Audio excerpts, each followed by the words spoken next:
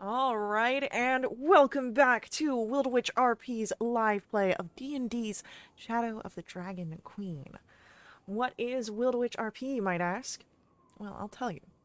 WRP is me, Faye, your game master and storyteller. Lachlan, our writer and producer. We're a couple who love role playing games and sharing stories with all of you so much that we quit our day jobs and created our own company so that way we could create high quality TTRPG experiences full time. We've been very fortunate along the way to meet many awesome, amazing players who have joined us on our adventure, including the players who are with us tonight. And you can join them in all the fun. To get started playing with us, just join our Discord and website community where you can sign up for games, meet us and all of our players, talk about your favorite characters and stories, and even roleplay on our forums. We've got plenty of games that happen every day, Monday through Saturday, so that way you can play in our Mortal Guardians episodic campaign and fight back against the evil Coven of Zol and their dark masters from the void beyond the stars. We also offer high quality custom quests, magic items, our Burning Veil campaign that runs alongside the Mortal Guardians, and, of course, our Dragonlance campaign playthrough. So, take a moment during the game to join us and introduce yourself. We can't wait to see you at the table. Now, speaking of our table, let's get started with tonight's game. As we pick up where we left off, you had followed Victoria and Levna, um, Zuela accompanying you all, from breakfast down to the courtyard of Castle Calamon. In Castle Calamon, you have been given a whole section of the fourth floor to call your own. You have been staying there and assisting in some of the matters. You've completed 2 missions already. But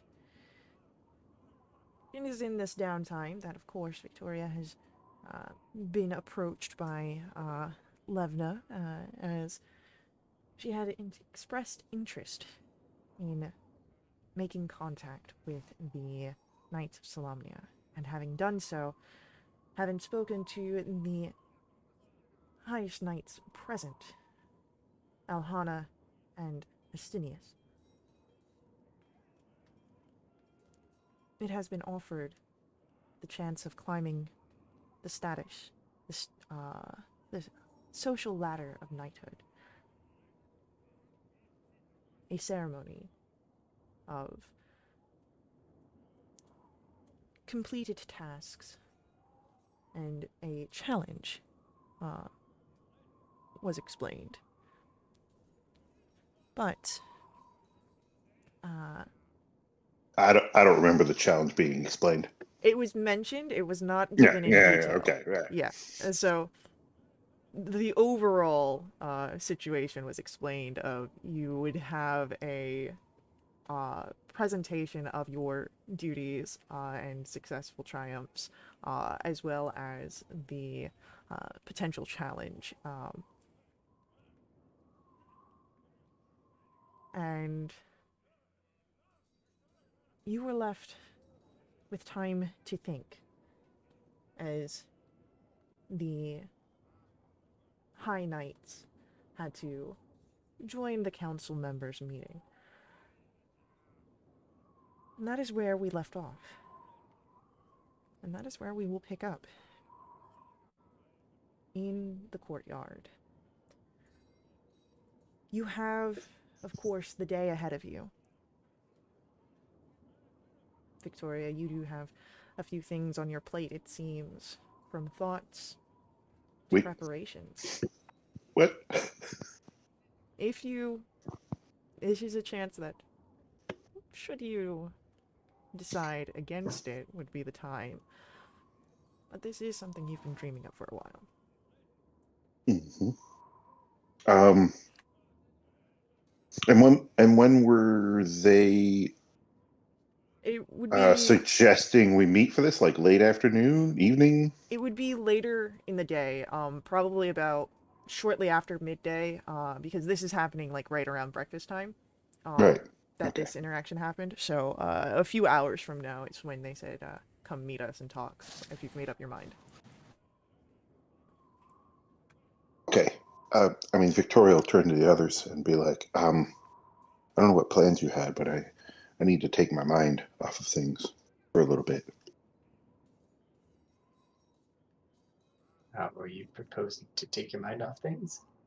By going with you to do whatever you were doing.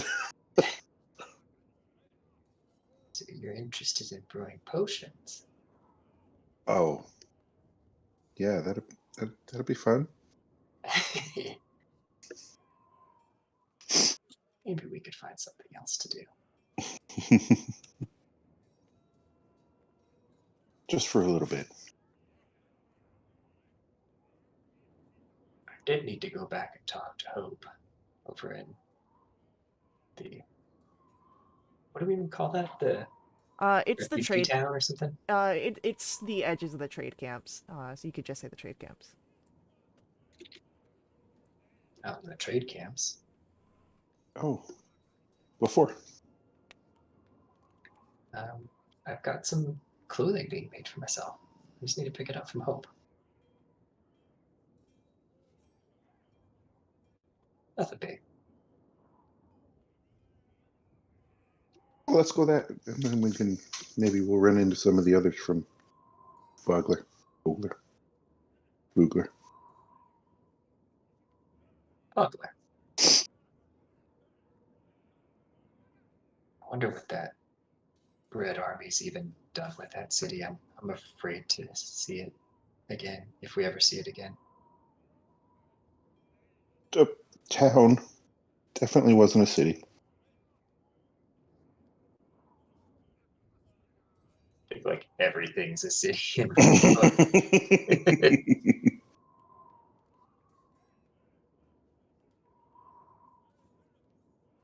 Yeah, we could go over there. I was just gonna do some errands and stuff today.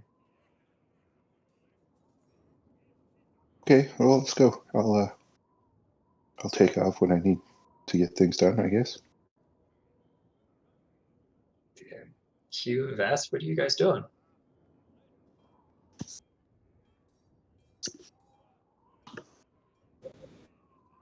Sorry, my connection is acting a bit funny. Okay.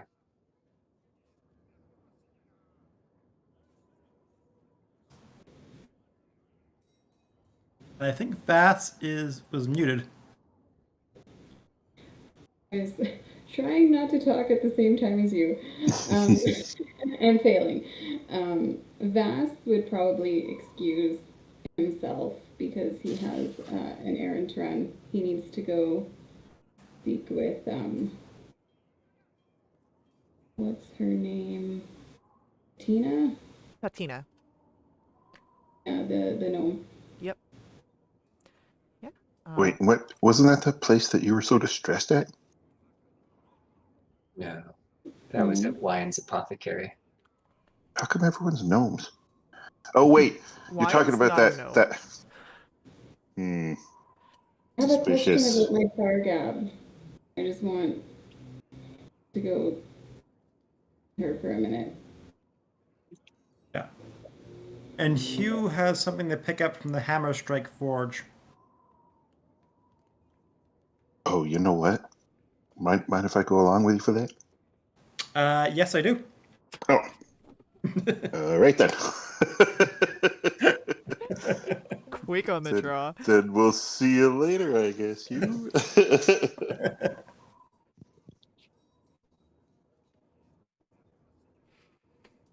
So, let's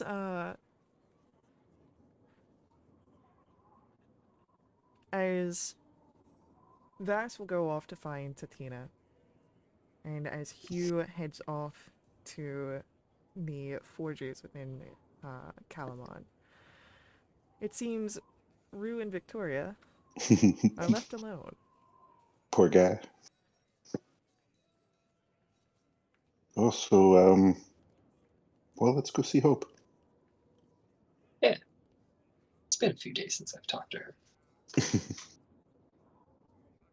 Just get worried about all those Vogler individuals, right? Just having to settle into a new place, being displaced from their homes.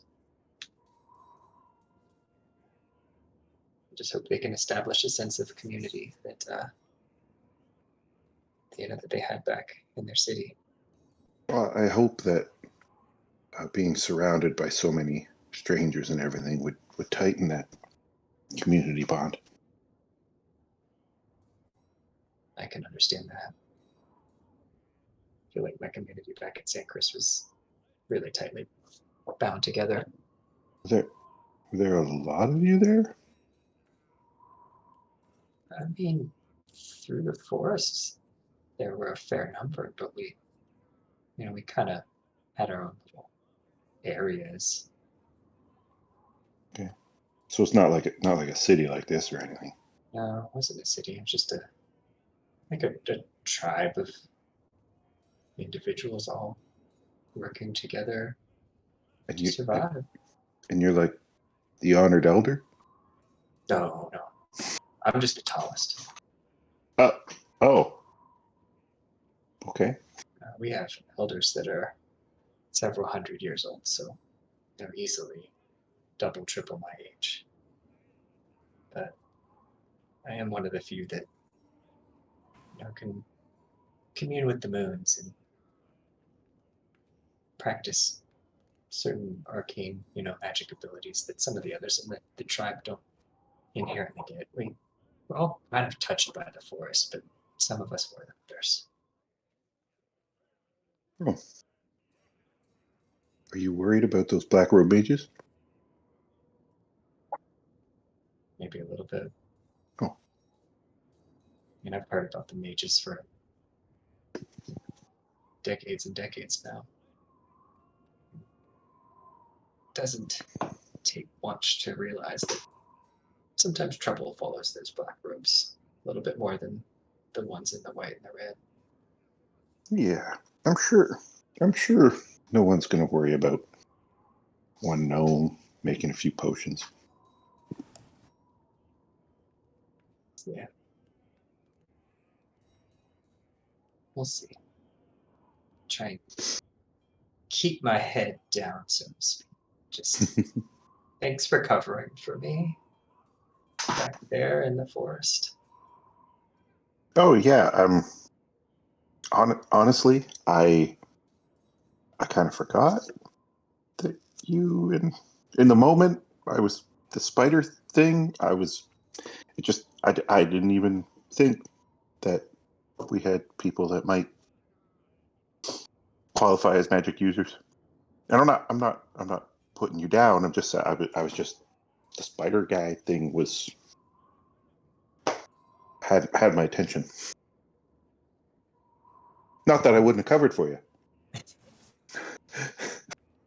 Well, If I'd realized it. It was correct that time, so that's good.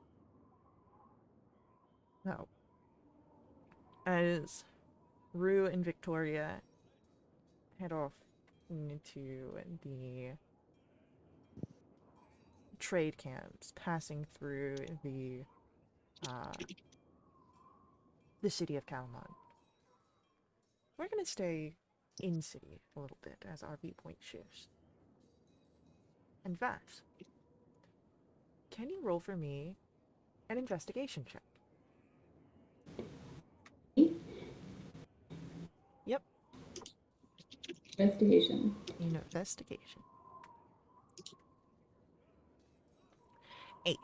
So, with an 8, it's a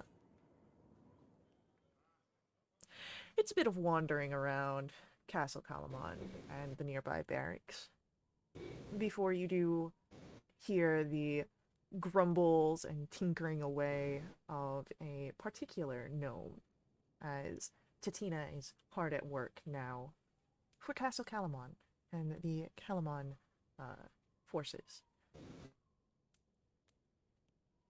and as you enter in, you see all sorts of gadgets, gizmos, and tinkerings wandering around for those that have the capability of movement. Others are just tinkering away, and there's the sound of clockworks in different sinks, and it's just full of cacophony. But it seems that's the way that Tatina likes it.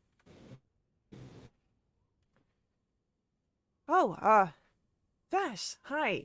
That's you, right? I don't forget a face. That's me.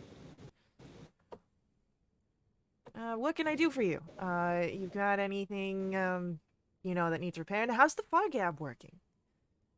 Fargav's working great, actually. Been getting a lot of use out of it. Oh, that's really good. She kind of leans back. You can see the hair is pulled back, but everything that's behind in the ponytail is like frizzed out. But everything else is just out of her face. Hey, I was hoping that you could help me out with enchanting an object. I'm not the most crafty when it comes to spells, but putting stuff into objects, yeah, I can typically do that. Oh, fantastic. And then Vass explains what he's trying to do You see or that, accomplish. yeah, as you start the explanation of the idea and design in your mind, she starts to get very excited and starts taking down notes on a scrap piece of paper. You see it's the back of some blueprint of another design, and she starts sketching out what looks to be very complex arcane formulae, and it's like, okay, yeah. And everything you bring to her just gets her more excited. No, I can definitely do this for you. That would be so great. Thank you. Yeah, just, would you provide the item to her? I would have had it with me. Yeah, okay. So she's like, all right, give me a few hours with this, maybe two and a half, and then come back and we'll make sure that everything is set to go. All right, sounds good. And so with that, Tatina sends you on her way from her workshop, and you start to hear the whirring of different tools and machines.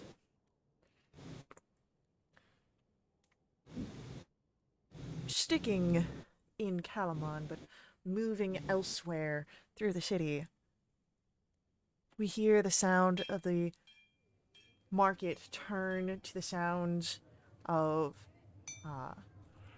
two twin forges, nearly indistinguishable from each other. The sounds heavy from each side. There's the occasional hark for passerbys to come see their wares. But, Hugh, you've scouted out past these figures on the streets before. You know which store, which keep that you need. And as you head into the Hammerstrike forges, or at least one of them, you see the dwarf, the woman you are here to meet with. And Hugh says, Madam, have you finished with the implement I sent for? Ah, it's you. Just doing the finishes on it right now. Give me but a few more minutes and I'll show you. Still needs a little bit of fine polishing, mind you, and then I'll mount it onto the spear. But Ooh, and from his cloak, Hugh produces a long pole that he has spent his last evening using his fey powers to infuse the smell of cinnamon into the wood grain. Hey! Finally, you brought your own. I brought my own. Lovely. And as she finishes out, there is a final bit of the tools that she was utilizing before she shows to you this intricate work of metal and just skills and time, all this experience. It is a beautifully crafted piece. You see the gleam of inworked jewels, the perhaps a little rough, but as Terraria said, will be a little bit more polished here shortly, of the engravings that spiral through, enhancing the natural shape of the blade. So, is it everything that you were hoping it would be? Mm-hmm. Looks it over, but he takes and gives a one-eyed look at the edges and checks the suppleness and hardness of the blade itself and gives an improving nod and hands it back. Well, very glad that you're such a keen eye. I'll finish it up, make sure that it is properly presentable, get it mounted for you, and you'll be ready to take it on with you. Hugh takes the seat and waits for it to be finished. It's a few more minutes, maybe about a total of 20 or so. Tyria is confident and quick with her work, and still her skills do not suffer for it. As she finishes the final engravings, as she finishes the final sharpening and polishes, soon it is gleaming in the morning light as it is fully assembled and handed back to you. Okay, Hugh tests the balance of the blade and shaft, and then puts the whole spear beneath his cloak and pays the blacksmith and heads up back out to rejoin his friends. All right. So, as Hugh starts walking back towards Castle Calamon for a regrouping, our viewpoint shifts still further outward to the trade camps, where we have Rue and Victoria. It's a lovely day outside, and plenty of people are out and about doing their normal routines and offerings of the day. As you're looking for particularly Hope, let's get some investigation checks, shall we?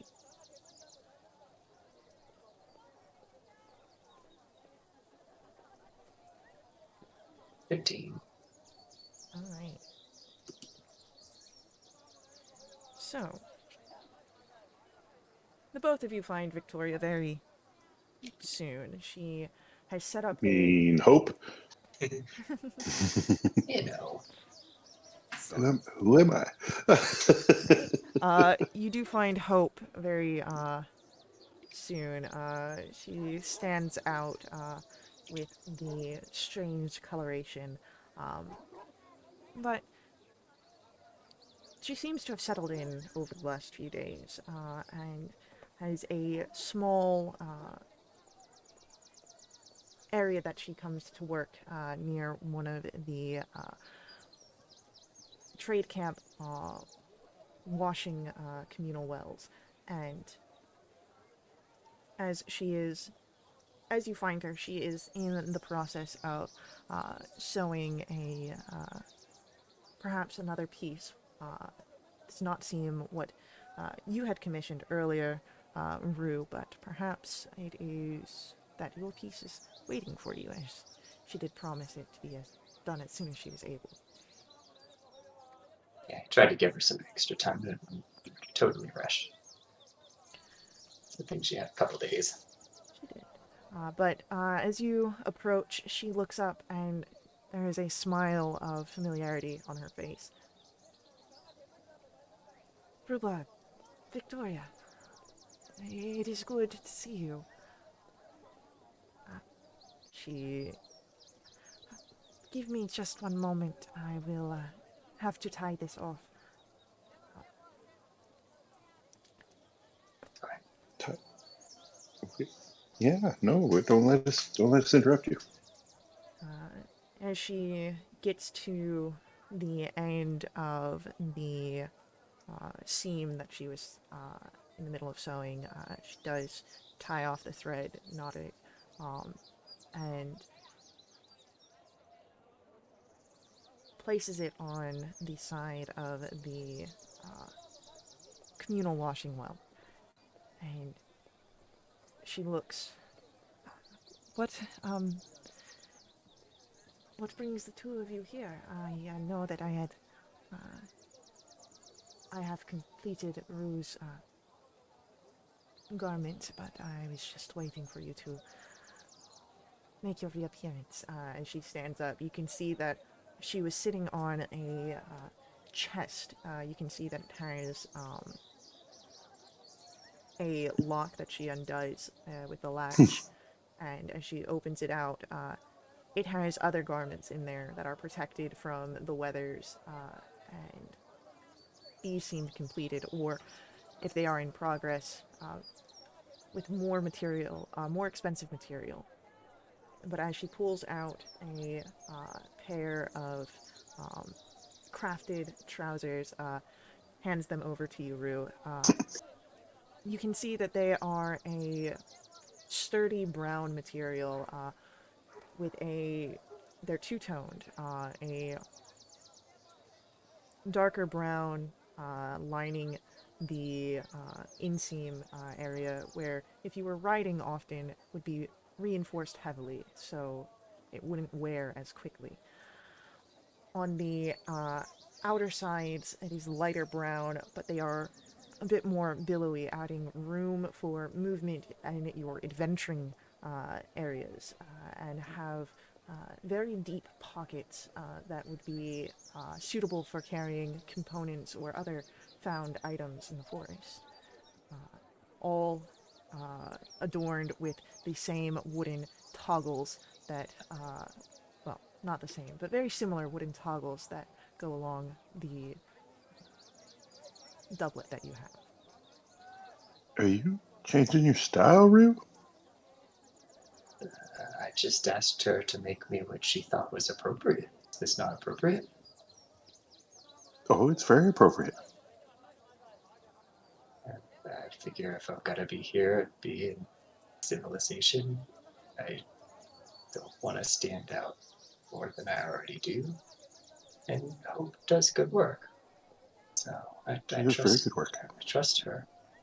This looks amazing.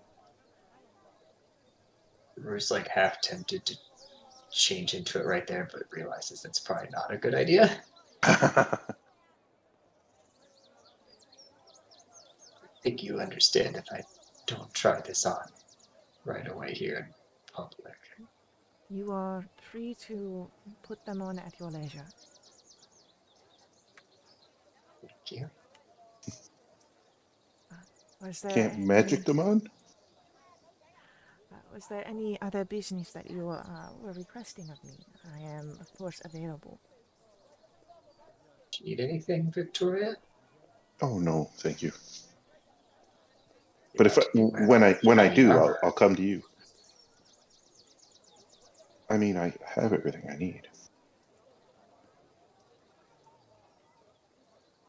So one thinks. Well, And their needs when change. I think differently, I'll come back.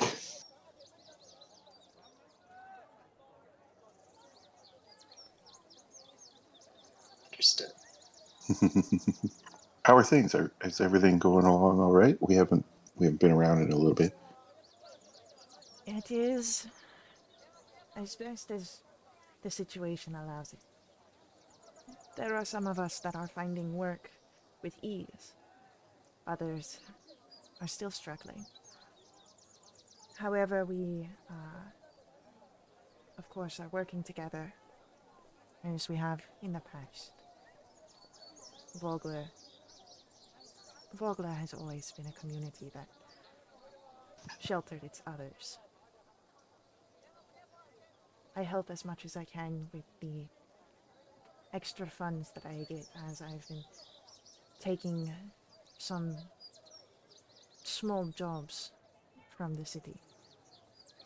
There are many seamstresses, but they seem to find enough work to keep me busy. Is Raven still looking out for the people?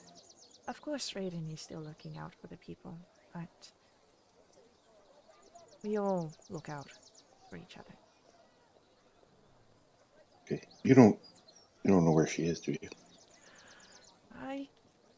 She's typically all around in this area. As Hope looks around, she may have gone out fishing. She does Oh, yeah. tend to try and gather as much of the food that she can, so that way we are not entirely reliant on the city. Well, I'm sad to say that I have some other things to do today, but do you think if I gave you this and Victoria will fish out 40 gold, be like, could you pass that on to Raven for food for whoever needs it? She takes it and very much, you see, puts it down in the protected area. I will make sure that Raven gets it. Thank you. Do not wish for it to be taken by those that may wish ill. Well, if that happens, you let us know. Rue's like completely nodding in agreement, has the exact same thoughts. I will let you be aware. I do not believe it will be something that happens, but if it does, I will alert you. Great, thank you. Well, Rue, did you have anything else? Want a minute or two with Hope? Good. You did read my mind. Rue's going to give her another 20 gold to give to Raven in the city as well. She will add it to the other. I hope you're struggling. Now put a big target on your back. Exactly.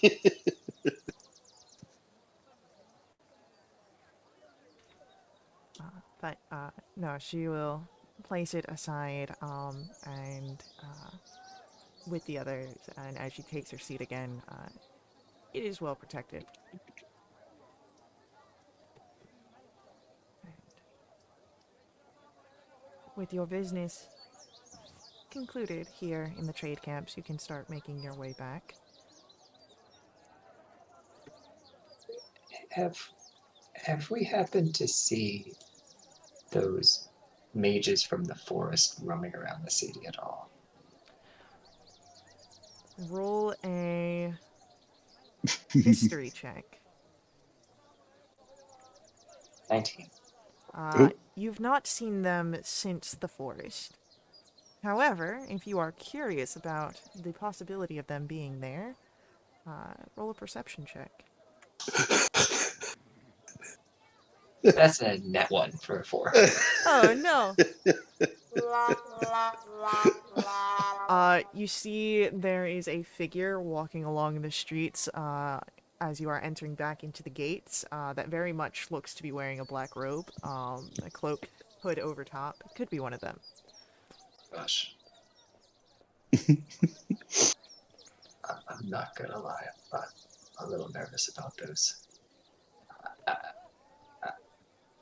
need to not be seen around here right now. Go ahead and roll a stealth check. 13. You know what? I'm gonna use my inspiration to see if I can prove that. 21. Yes. Rue? Okay. Rue? Yeah, Victoria, Rue's gone. Okay. I mean, I guess we were going to part ways eventually, so she'll just kind of look around briefly. Not searching for him, just like, oh, is he like behind me? and then go It- on and her this- way. And the stuff that I said out loud was like Rue kind of worrying out loud as well. It wasn't me just worrying. and then As a you player. vanished. Yeah. Okay. All I right. can't be okay. seen here, and then he's gone. And then- Yeah. On top of that, as he kind of gives Victoria, I guess, the slip in a way, he's gonna cast Alter Self, and he's gonna change his appearance to look like just more of like a, I don't know, like a traveling Kender or something like that. Maybe similar to the one that we saw out on our travels on the roads. I think we've met at least 2 Kender in our travels. You've met 3 for sure, because you had the one that was the gate Oh, guard. yeah. You Oh, had that. you had the gate guard at Vogler. You had the one who was obsessed with trying to find dragons and was convinced That's that the one. Vass is of some sort of dragon blood. And then you have the The Kender travesty. Knight, the Kender Knight, Yeah.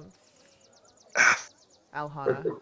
We're going for Dragon Obsessed Kender number 2, and Rue will start muttering under his breath about like dragons as he kind of wanders around town. Go ahead, roll for me a performance with advantage.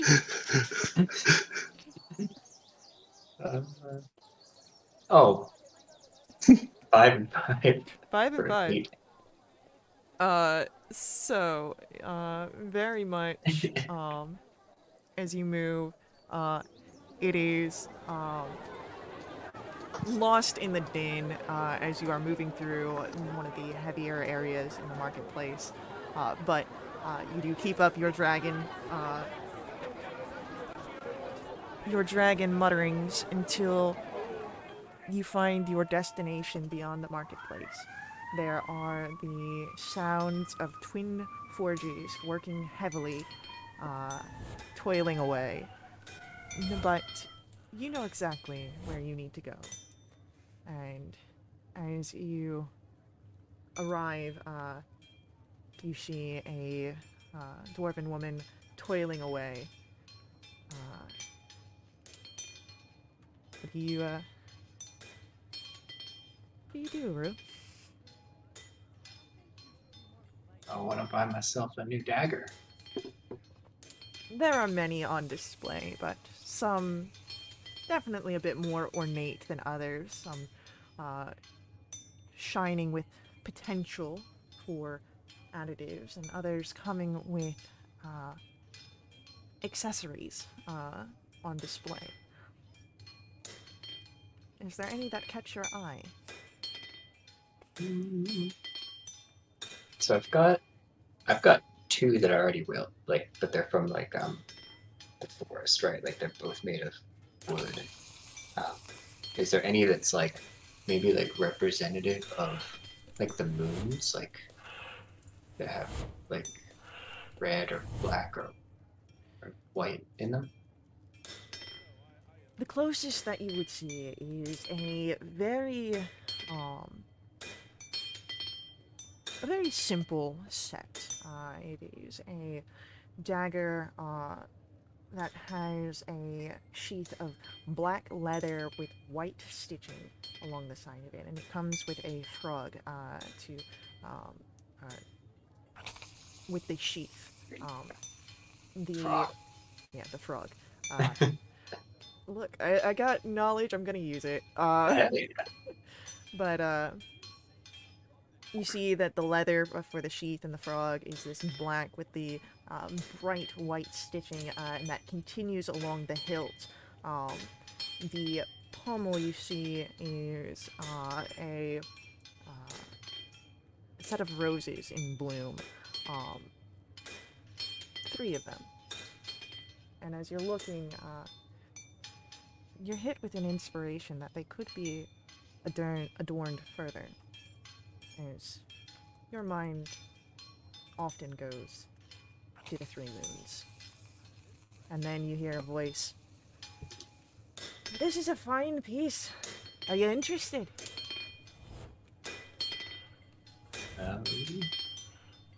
Really like thinks back to being at Wyand's Apothecary and peace that was calling to him there. Like, I am. Ah, yes. She's a beauty, ain't she? Pride and joy. Rue would like hold out his other two that he has, the one of like amber and the one of ebony, and say that these are what I use now. They remind me of the moons, but I wonder if you could do something with that one and like make it representative of the moons, like the I dark, could. the light, the neutral. Easy enough to make it a bit more moon related, yes. Cost you a bit more on it. How much would you be willing to spend on it? Rue just kind of like takes his pouch that has most of his money in it and just like opens it up and like shows it to her and just like something like this much. As much as I appreciate it, I don't feel right about taking it from someone who is very much seeming a bit green in the ways of business. I like the color green. If you're looking Reminds me of to home. purchase the set and the added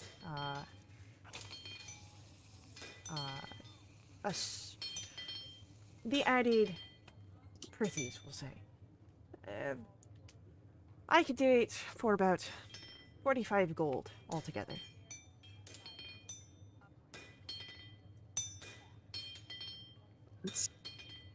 That sounds like a lot. Does it do anything special for 45 gold? Or is it Well, this took me a bit of materials, specialty. You're looking at pure silver here on the roses on the back. And we'd be adding in a few gems, also a bit of coin there. But otherwise, it is a fine crafted dagger. You wouldn't find its equal here. And she calls out over to the other dwarf at the other forge, and you see him scowl and give a hand. Don't worry, he's my cousin. And he's shite at the daggers! where I come from? We treat our cousins with more respect than this. You guys have an interesting relationship. But it keeps business more than interesting. Seems so. And does this blade need maintenance? Like, it looks really nice. Is it dull? It is currently sharpened, but if you take it out for more practical use, it will be dulling over time. But a whetstone and a bit of water will do you good.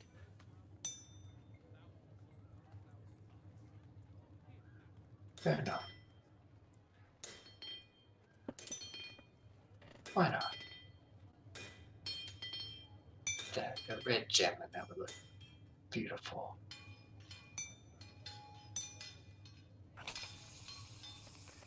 We would just start like dropping like money on her shelf and on the ground and stuff like that. She seems more amused than upset by this. And then we'll make the stop at the 45. I appreciate the business. And here, let me set this up for you. And so she'll take the dagger and place the adjustments, the added areas, and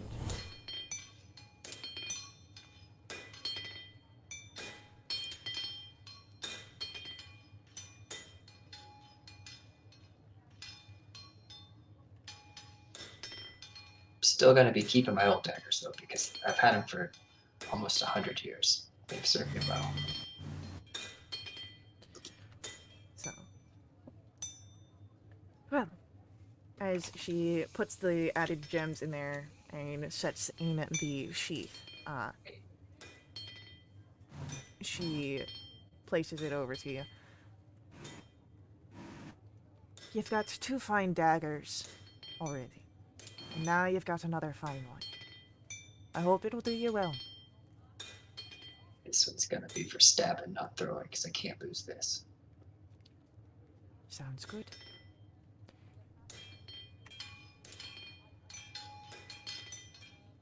Be nice to your cousin, too. I love him dearly. I just need to run a better show. Get a bit higher in the business. Who kind of like shakes his head as he turns to wander off. As you are Trying his turning, pants. yeah, as you turn to wander off, you hear from the other side, her cousin call out, "Hey, before you go, why don't you come look at the armor and shields we've got over here?" Rue would wander over there, why not? So, But he's not gonna buy anything because he doesn't yeah. wear armor. yeah, no.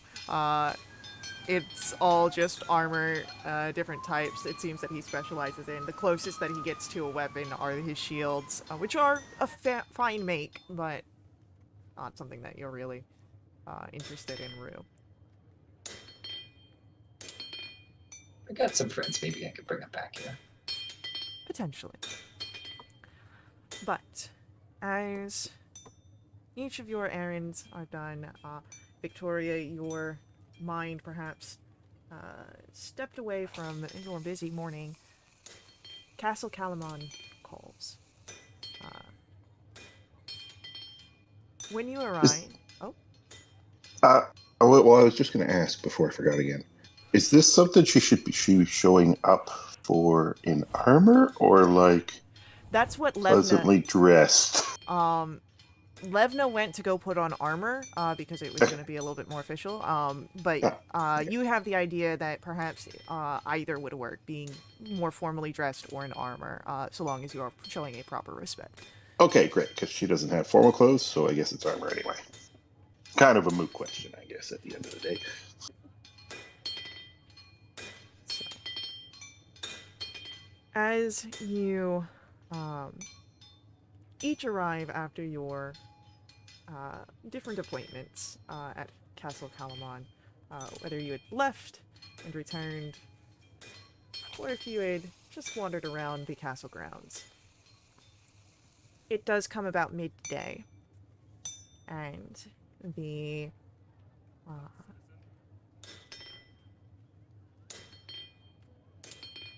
council chambers now lie empty, as the morning meeting has concluded. Victoria, now with your armor, you are able to do what you will. Could you try to find the knights after such an offering? You do easily find your companions, this is true, as you all are able to easily find each other. Yeah. Okay, good. She wouldn't go looking for the knights without finding her companions first. Being like, I don't know if you're interested, but they usually let witnesses around.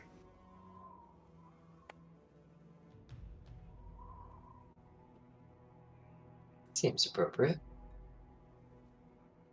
It's many of the ceremonies we have back in the forest. We all gather around. Worship the trees, the sky. And hopefully we'll get, hopefully we'll have ceremonies. So yeah, if they're interested, then she'll go looking after she finds her companions. Okay. As you start to go looking, you don't get terribly far before you hear your name called, and you see making their way over to you both Levna and Darrit. Darrit is perhaps seeing the respect of the area not wearing the Slamnik armor, but is dressed very nicely. Huh. Well, he's not a full Slamnik knight, so Listen. he does have a armor stand where he polishes it almost daily, 3 times a day at least. But no, Levna is wearing her full armor. She has her helmet at her side. And as they close the distance, You've met Derek. I've met Derek, but I was, of course, coming to find you, as Oh, Hugh's right here. I meant you, Victoria, but that Ah, is... okay, all right. I see that your nerves present themselves in, humor. I like that. Humor. Okay, Is she that just fun? closed her mouth and nodded, like, yeah, that was it.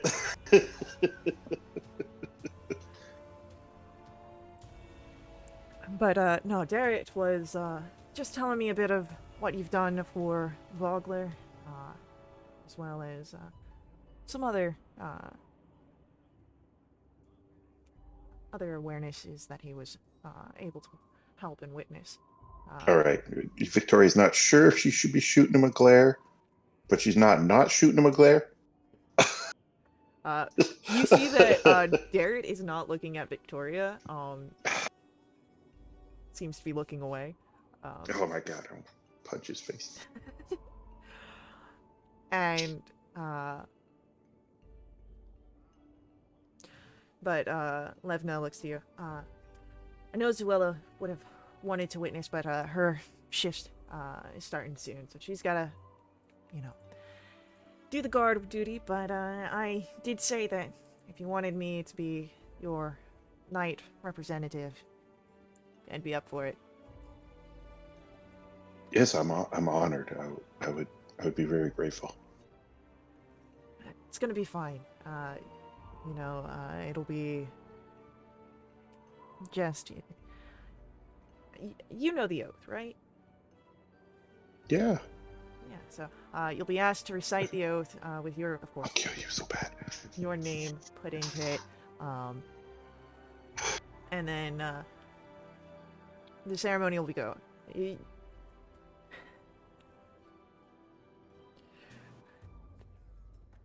So, as you are offered the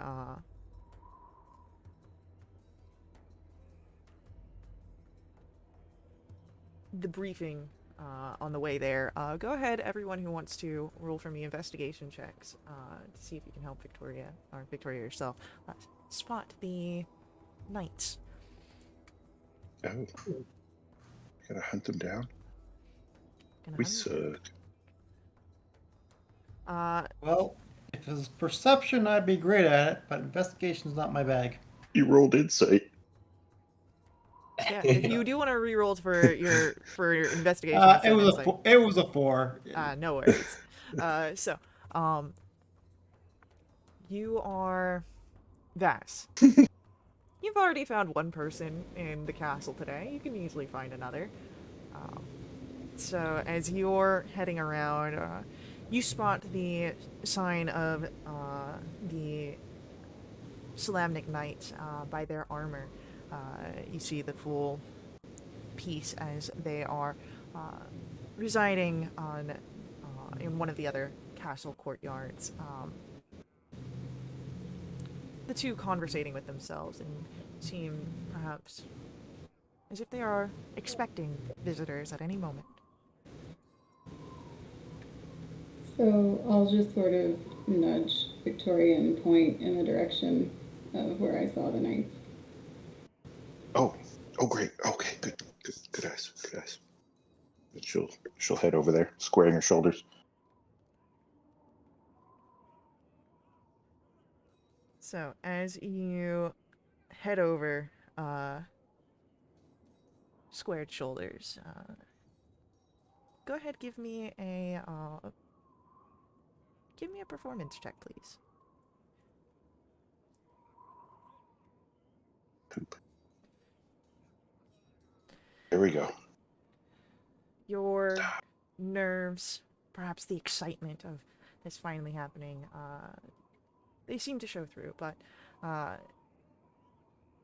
if the other knights can see what you feel you are so clearly presenting, they make no comment, nor any judgments. Yeah.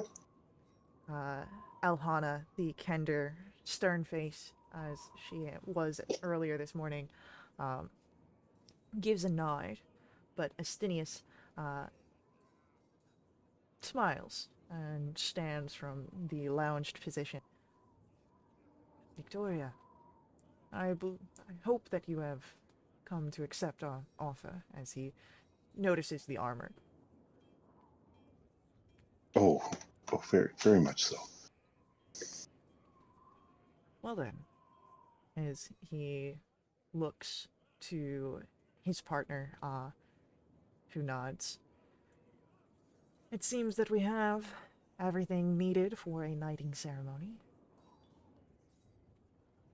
Shall we proceed?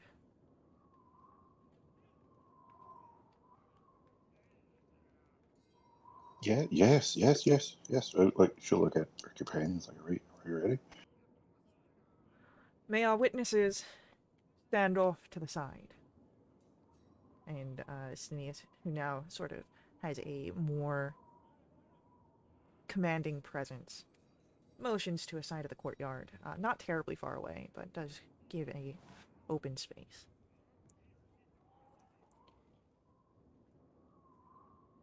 As you stand off to the side, Justinius calls forth,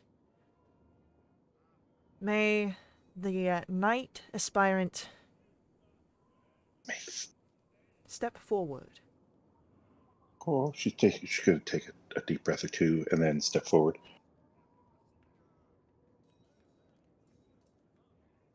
And as he nods, "Alhona will oversee the ceremony." And as he steps off to the side, not terribly far, Alhana steps up, stern face. And we will pick up with our ceremony in full swing very shortly here. We're going to take a quick ad break, so stick around with us in chat, sharing our excitement, and we will see you very soon. We'll be right back.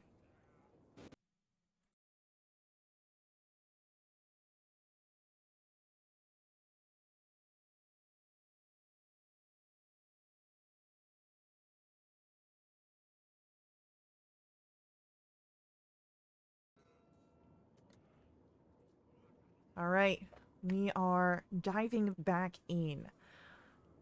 Our witnesses stand off to the side.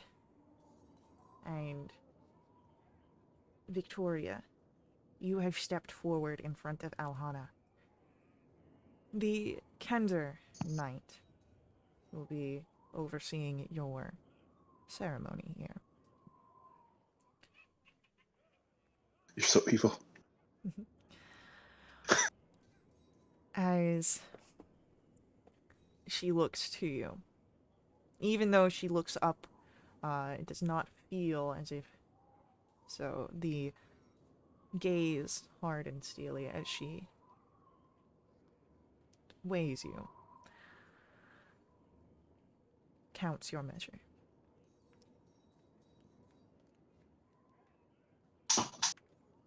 I mean, we're staring.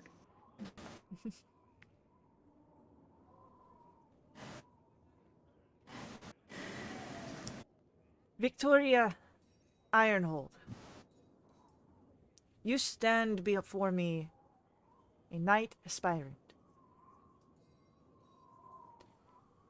There have been those to vouch for your lifting of our ranks. Do any of those vouch stand present today? You feel the presence come to your side. As Levna says, "I do." We got this. As she turns to Levna.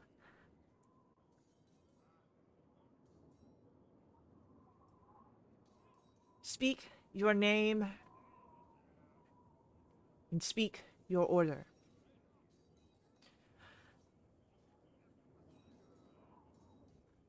I am Levna, Knight of Solamnia, and I am Order of the Rose.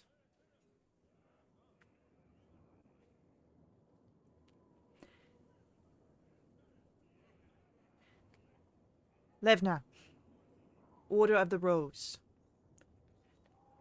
To your knowledge, has this squire served for more than a year in the Order? Yes. Levna, to your knowledge, does this squire have any marks against their name?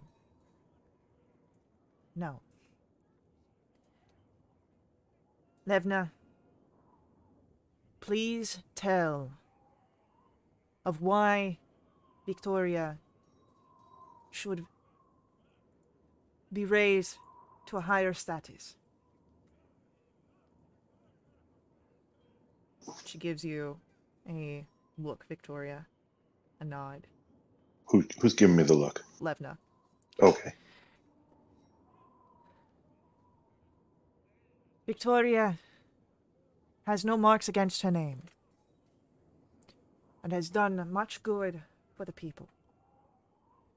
She has held honor and duty close at hand. She sought us out at the earliest opportunity to make us aware that through the crisis, she had not abandoned her station. She was present and vital in making sure that the people of Vogler survived the calamity that had happened there. She is the survivor of a raid and ambush that took many other nights. Victoria is brave, loyal, hardy. She has the standings of a knight. But all she needs now is the title.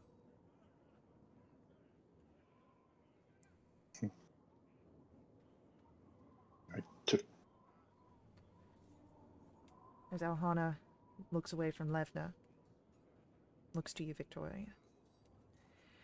Victoria Ironhold, is all that Levna says true? Yes, but I feel like, to be fair, I should mention that in a lot of I'm not alone in a lot of these triumphs. It should make a slight gesture to her companions and people like them. You see a spark, a glint in Alhana's eyes as you do this.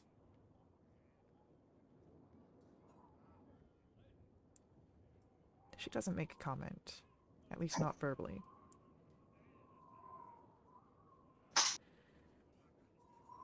Then, it seems I have one question left for you, Victoria.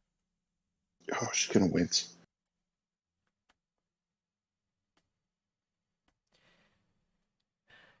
Before you are able to take your oath and rise to knighthood, a challenge must be completed. Are you ready and willing to take whatever challenge I deem appropriate for you? Okay, yeah, she'll raise her head, of course. I am. Good. Then you are to best Astinius in battle. Justinius? Astinius is the The other night? who stands Okay. now ready. All right, she's not saying you have to be effing kidding me, but her face is saying that.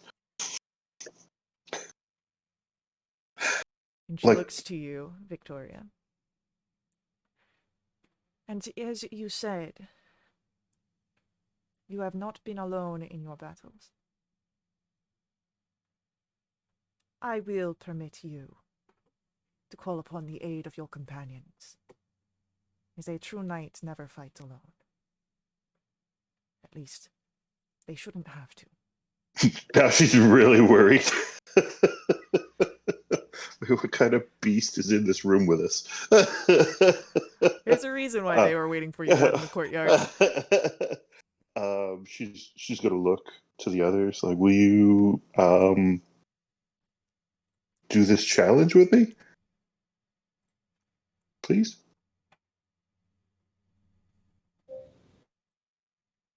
Of course.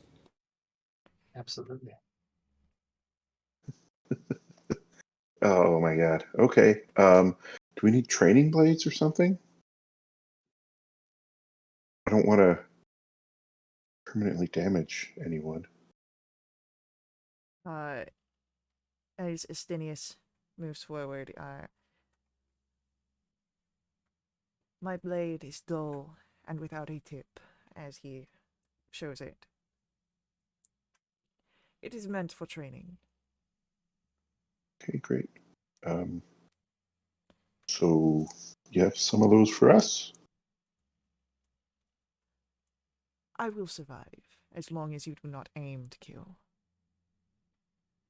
I enjoy Okay. adding a few more scars to my tale. All right, that's sadistic. All right. Okay. All right. And she'll plop her helm on and lift her paladin shield.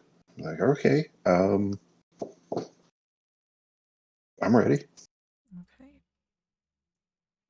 Then, as you are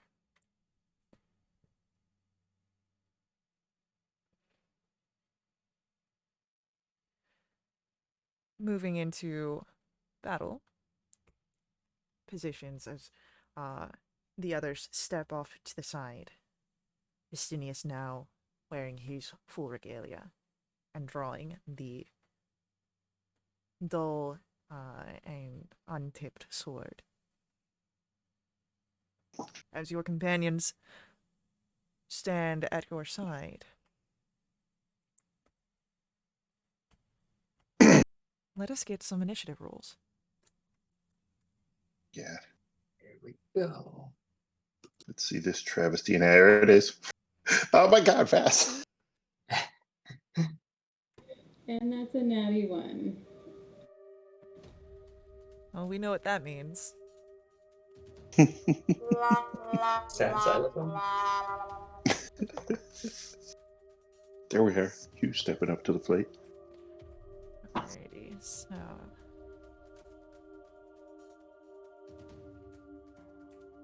Oh man, y'all ain't ready, I'll tell you. Want your that hitters much. batting first.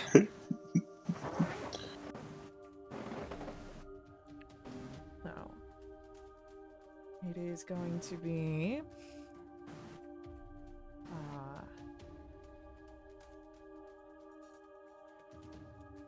Estinius first.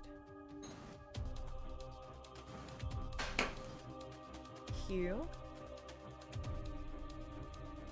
Rue. Oh my god, the beast is going first. Victoria. Vass. So, as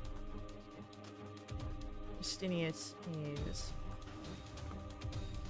stepping in, he takes the moment to look over each of you. But his eyes fall upon Victoria, as you are the one being challenged. There my guess. And as he is going forward,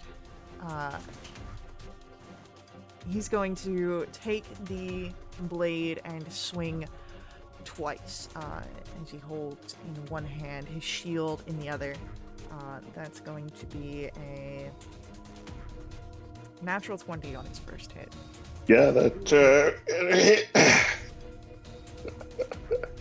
That'll be 13 points of bludgeoning oh my damage. god. And then the second attack against you. However, misses, catching on your shield with a 10. And Oof. that is it for Stenius' turn as he holds there, keeping the position. And Hugh, we come to your turn. All right, I'm coming out swinging.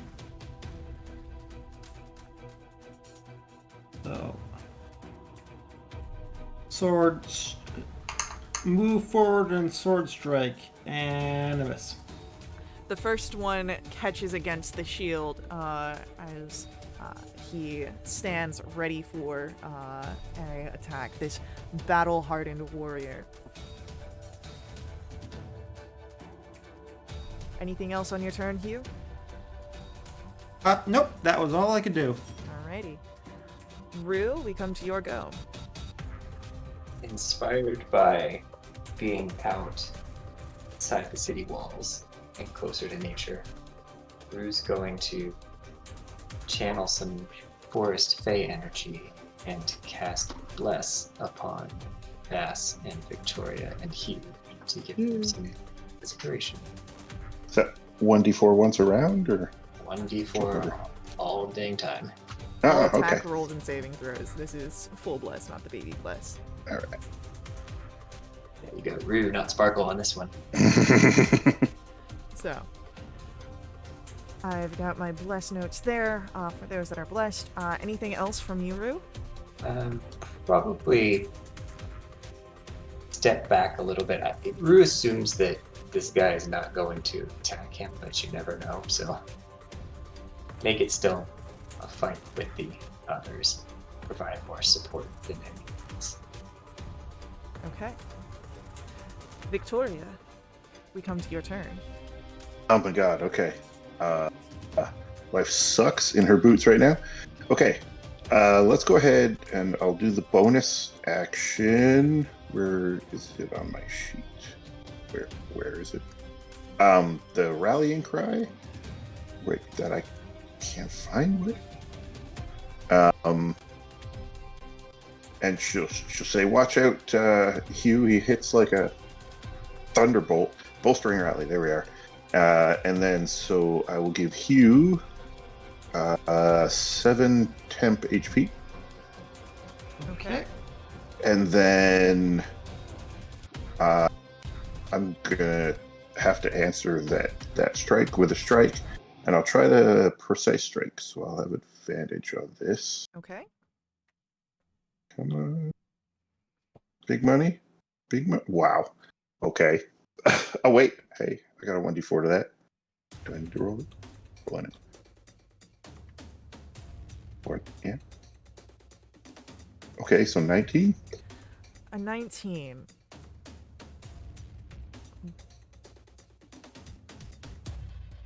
A 19 will hit. All right. Okay. So that's okay. So that'll be 5 points of damage plus. Did that roll? No, that didn't roll the fire, did it? Yeah, it had the 1 fire damage at the end. Oh, it did. Okay. Yeah. So ignore that 1d4, but I do get to add a d8 from the precise strike. Hell yeah.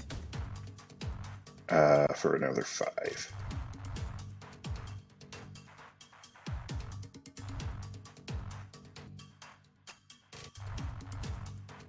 Alrighty. And that's pretty much it for me. As Victoria gives this bolstering cry as returning the strike. Bass, we come to your turn. Alright, so Vass is going to give bardic inspiration to Victoria in the form of a limerick. Oh, yes. There once was a paladin bold by the name of Victoria Ironhold. She's loyal and just and does what she must. She's never in it for gold. Hey! Oh, that needs all the inspiration. Oh my god. Yeah, please take an inspiration point for that. Oh, man. So, I already had one, but If you've already got one, unfortunately, they do not stack. Oh But no. no hope. And then I saw Victoria get hit pretty hard, so I'll walk up behind her and do a first level cure wounds. Oh heck yeah. That is 8. Oh man, that's awesome. And that's it for that. all right, as Vast's turn comes to an end, it is Estinius's go. You bring Wait, quite a who's smart. Stinius? That's Oh yeah, Hugh. Sorry, Hugh did go. I thought we missed Hugh. Yeah. He did go. As he looks to you, Victoria Estinius. You have quite the spark, it seems. And I see what he did there. the first attack he's going to do is another longsword attack with a 17 to hit. Misses. All right, and then it will be a shield bash. A 23. Oh yeah, that hits. For 6 points of bludgeoning damage, and I need a strength saving throw. Oh yeah. Mhm. Okay. 16. I get a 1d4. Why not? Yep. Bless. So 19. 19. You stay on your feet instead of getting knocked prone as Estinius' shield comes in, slamming against your front. And as he takes up his position again, chin high, ready for the next attack. Hugh, we come to your turn. All right. Hoping that I get better at doing my main thing, I roll a 4 plus 6. Oh no! Do have bless. You do have bless if you want to try and add that. Okay. I'm doubtful that will make a meaningful difference. But we're now at 14, eh? 14 comes a little bit closer. Instead of getting immediately rebuffed by the shield, you're able to get slightly past, but it still catches on the armor, and is unable to get through. But Hugh, you're getting close. He's starting to wonder if his sword is like off edge or is misbalanced or something. 'Cause it's not hitting. I mean, you Like do. it's supposed to. You have a dwarven weaponsmith you can easily go to fix this problem. So, anything else on your turn, Hugh? No. Alrighty, then it Although will. I'm tempted to bust out an actual die and use that. It is Rue, your turn. I said I was going to stay back and support, but I don't think I have many other support spells now that I'm concentrating on us for the team. Maybe we can support them by guiding them in some way. How many people are here watching this ceremony? Besides you, the only other person witnessing the ceremony is Darrett. Everyone else is involved in the ceremony. So you have the two knights, Levna, Victoria, Darrett. It's a very sort of small situation. Unlike, I think he means witnesses for busting out magic. Yeah, start flinging spells, and everybody's don't like, see- "Hey, what's going on?" yeah, you don't see anyone else in this courtyard. All right, let's just do it. Rue's gonna cast Guiding Bolt at Estinius. Okay. And that's it. Like 23. Subtlety, schmuddlety. Yeah. A 23 will definitely hit. He's using the power of Lunatari to guide you, just to guide you through damage. So that's 13 radiant Nice. Lunatari damage, and then I believe the next attack on Yes, as him the has advantage. light of Lunatari settles around Estinius, giving him a red aurora, the next attack against Estinius will have advantage. However, after... No, he's gonna hold on to that. Swear to God, Faye. Legendary action. Victoria, it is your turn.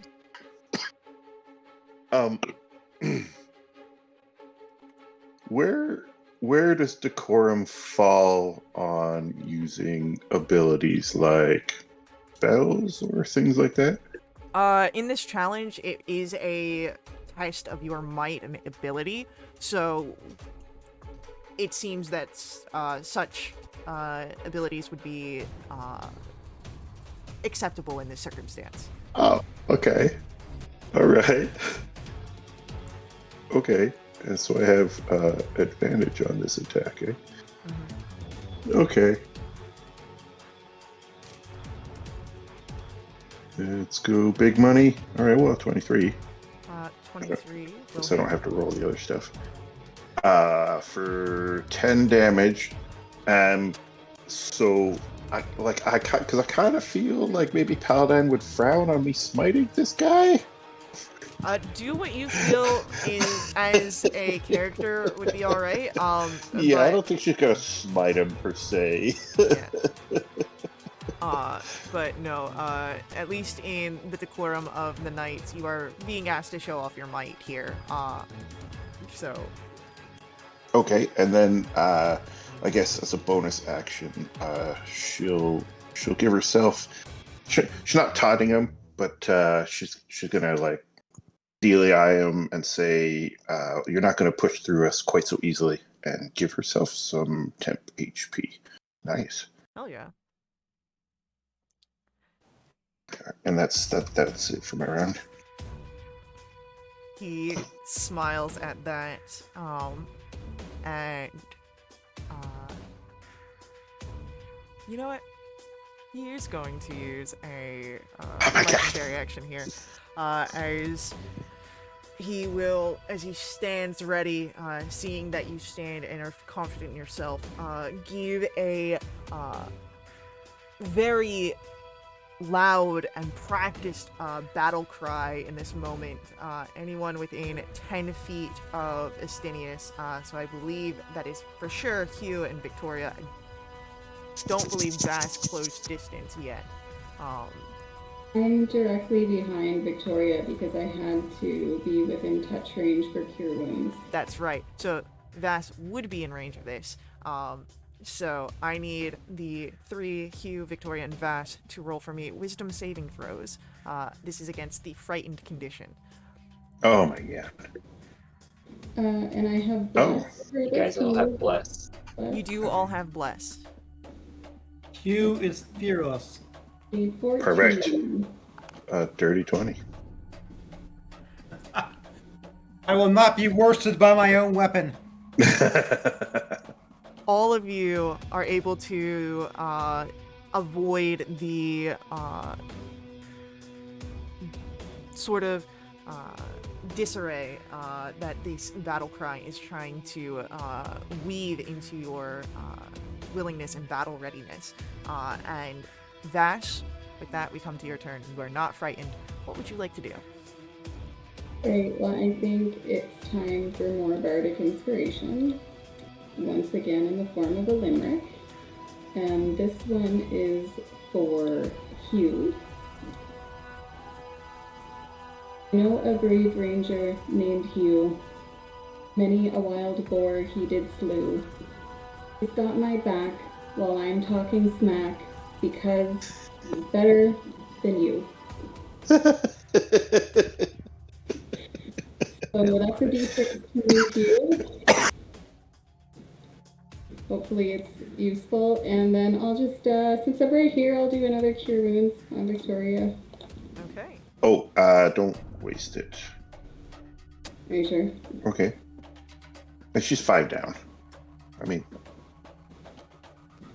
is it a waste when you're going against this beast? I'm probably not. I'm just here to support, so...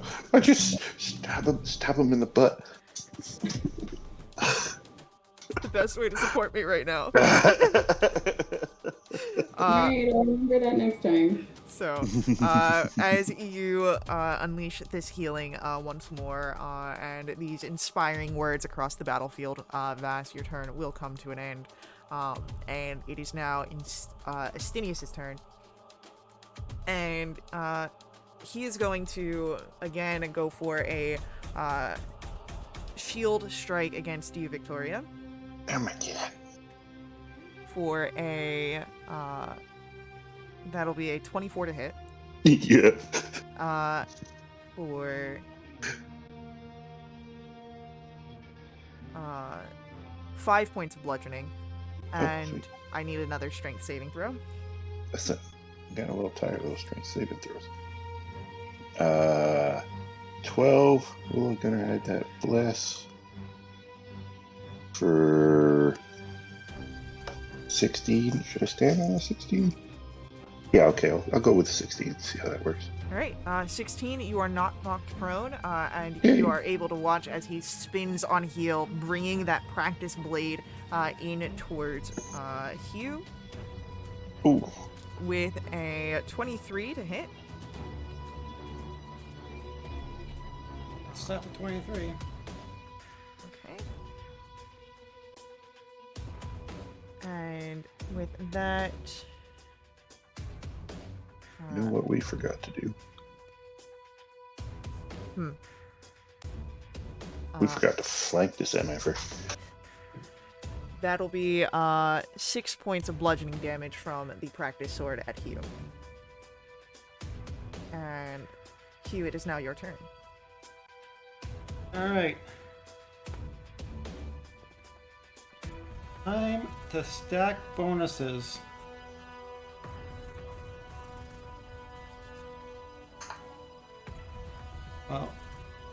Well, just when it becomes unnecessary to do so.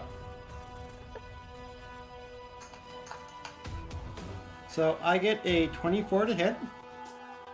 Yeah, that'll for sure hit. Okay, I'm using a hunter's mark.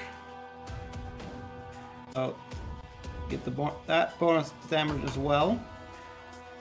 So 4 from that. 4 psychic damage. 14 regular damage, and hunter's mark. 21 damage. Heck yeah. This is a heavy strike against the champion knight that stands here, and as your blade finally makes contact, you feel that rush of exultation that you get in the heat of battle and in the hunt. Anything else from you, Hugh? Just that I felt like I sent back whatever terrifying fear he tended to use on me back at him. And that was the dreadful strike portion. You see a look of respect cross his face as you manage to redirect the battle cry back through him.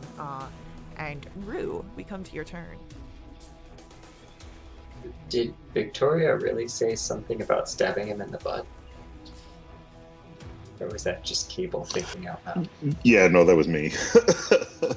Because if you said it out loud, Rue's gonna go do it. Oh no, you wouldn't want him to get in danger. Well, he could take care of himself. He might do it anyway. He might think that you said that. And so Rue's gonna use his movement to get around Astinius and approach him from behind. If you would And like, flank. you can close a flank, yeah. Yes, in a flank. He's gonna, drawing the dagger that he purchased from the dwarves, and he's gonna try and stab Astinius in the backside. Go for it. And I just gotta make sure I have that dagger equipped. That really matters. Advantage.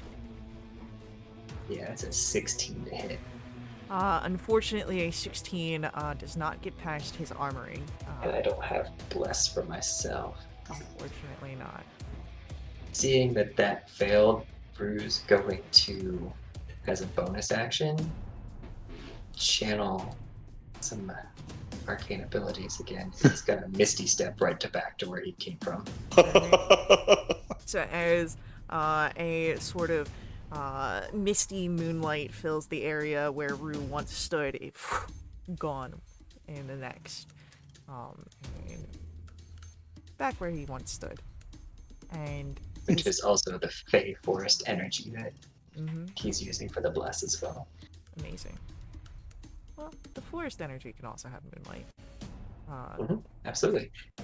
And with that, it is Victoria, your turn. Okay. So, seeing as he is looking towards Hugh, I'll slide around and close a flank with Hugh. Easily done. Because what the heck? That's our tactic, and we forgot. And then I guess I'll smack this guy with a. Why am I seeing a guiding bolt pop up? Wow. You do have a D6 and a Bardic Inspiration. Yeah, I don't know if and they bless. I don't know if they maxed out. It would even work, but I'll try it. The Bardic. Okay, so plus 16. 16. It gets close, but as Yeah. your blade is coming down, you are expecting it to strike across the back, and he turns quickly, bringing the shield up and moving your moving your strike aside. Anything else on your turn, Victoria? No. Okay. No? Then he's going to take a legendary action here. Oh, actually, yeah, so Shield of Faith is a bonus action. Yes. So I'll use my bonus action to cast that on myself. Okay.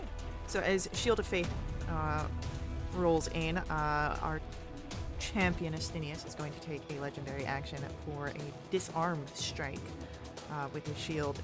However, I'm pretty sure a 10 misses you, Victoria. So Yes. you are fine. And Vass, we come to your turn. Alright. My last bardic inspiration goes to Rue. And it's my final limerick that I have prepared. Have you heard of the gnome named Rue? A lunar sorcerer, it's true. Tallest of his clan. Come on, really, man? Depending on your point of view. I love it. So, the D6 for you, and it's a little bit payback for that spider nonsense. Hugh, have you taken any damage? Do you need a... No, I took damage to my bonus temporary hit points, so I am better than good. Okay, well in that case, I will dance around from behind Victoria and come up to the side of this guy and make a scimitar strike. Hell yeah. And I got a natty 1. Oh no. So I'm too busy being super pleased with my limerick capabilities. I can just picture it too. So, as Vass, your blade is coming through, it is pushed aside by Astinius' own blade, knocking your footing off kilter. You sort of stumble to keep yourself from falling prone, a little less graceful, but you got those limericks out without a hitch in the middle of battle. So, with that, it is Astinius' turn. And he shows respect for each of you as he looks you over, trying to figure who is his target. And he is going to take 2 swings of his longsword, one at Hugh and one at Victoria. A 14, I believe, misses Hugh, and a 9 will miss Victoria. Yeah. And with that, Hugh, we come back to your turn. All right. Sorry. I was meaning to not use my unarmed strike. I'll say that the 11 And- stands. And you have it. Well, you That'll have be a advantage. 17 You do have advantage. plus. Oh, okay. Plus 4, so it's a 21. I doubt I'm gonna need the advantage, but. You might crit. Crit fishing it. Yep. Huh? All right, not a crit, but I'm pretty sure that'll be a hit. Oh, for sure. So I'm gonna see how much damage I can do on a 1. Because experience says it might be a bunch. 11.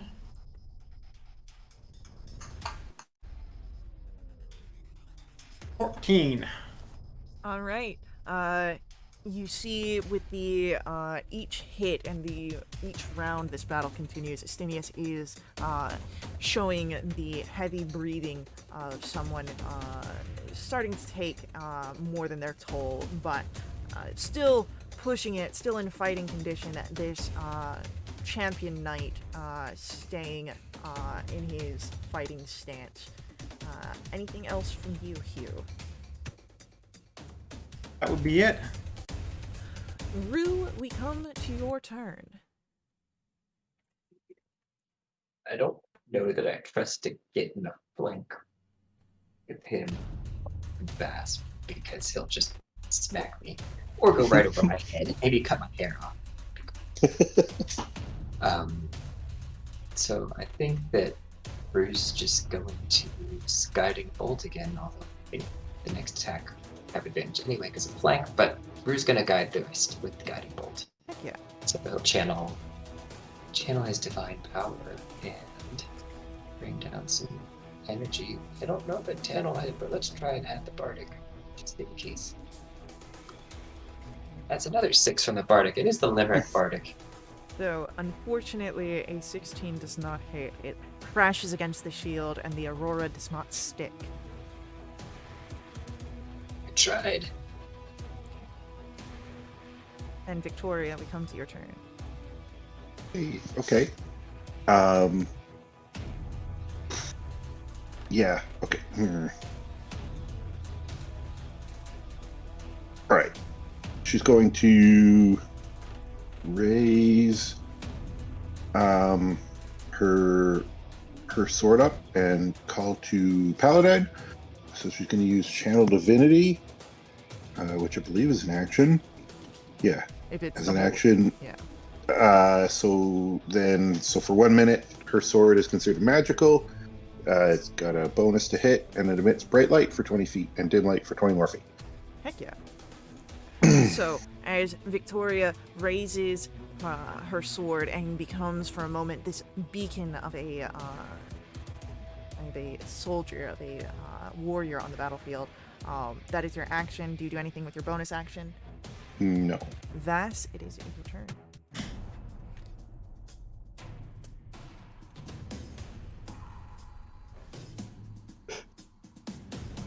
Sorry, my cat overlord demanded to be let out of the room. I understand. Well, I don't have any more bardics left, so I think I'll just try another scimitar attack. Go for it. And even with a bless, I'm not going to hit him with that. So I'll use my bonus action to try it again. And this one I will add the bless onto, just in case. It's a dirty 20. A dirty 20 would hit, but in this moment it seems his reflexes are higher and ready, and he is going to use a reaction to bring his blade in for a parry, and adds 2 to his AC. So, turns turns something that would hit into a just miss. Okay. That's it for Vass. But you do see that as he does this, there is, again, the look of respect. He is impressed with your group's fighting as you take on this challenge. And Astinius is going to perhaps show his respect of your battle prowess in an odd way, as he will try and take a swing at Vass. He misses with an 11. And then back towards Victoria as your sword raised to the sky leaves you perhaps maybe a bit open. But I'm pretty sure that a 15 misses. Yeah, yeah. So, even as he tries to take the opening, Victoria, you are quick to move and defend yourself, making sure that you are unstruck. And Q, we come to your turn. All right. I am feeling good and strong and rolling a 17. Heck Ooh. yeah. No crit, but still hitting it hard. 6 plus 6 is 2 for 14, and Hunter's Mark for 3, so 17 damage. Heck yeah. Gritting his teeth, pushing through, this warrior is hardened and hardy. But you can tell that your attacks, your tactical thinking, they are getting through. Hugh, your turn will come to an end. But Rue, we come to your turn. Let's try and take ourselves off mute first. Um,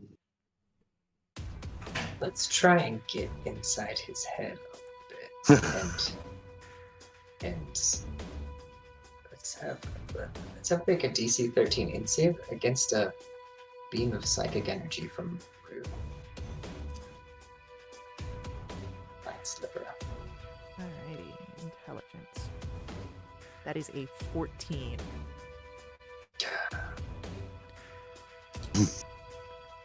And that's my action. Bonus action. You know, I got nothing there. I think we're just gotta stand on the sidelines and root for the team. Alright. As Rue starts cheerleading, Victoria, it is your turn. Okay. let's with newfound strength, I'll smack at this guy. Oh my god. Okay, let's add that bless. Go for it. 17. Fortunately, a 17 does not quite reach. Oh my god. And you did roll that with advantage, yeah? Yeah.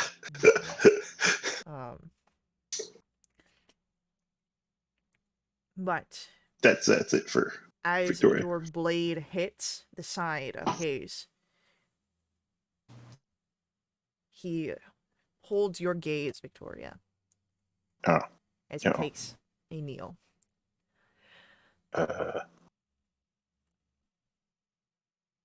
Oh, are we done? High Knight Alhona, as champion of this challenge, I will declare that Victoria and her companions have bested me in battle. I fear that going any further would be a risk to my health.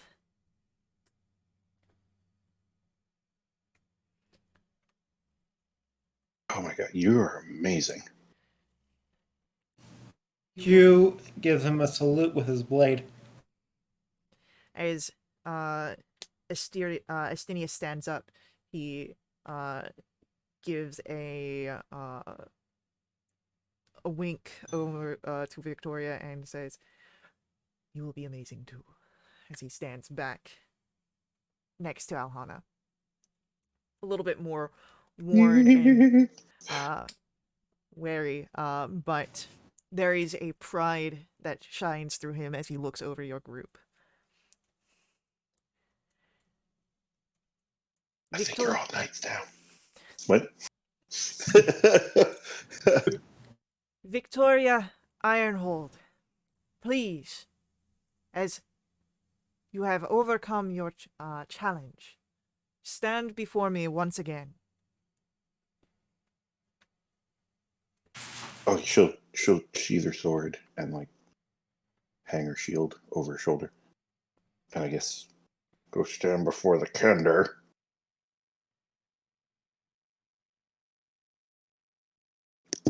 As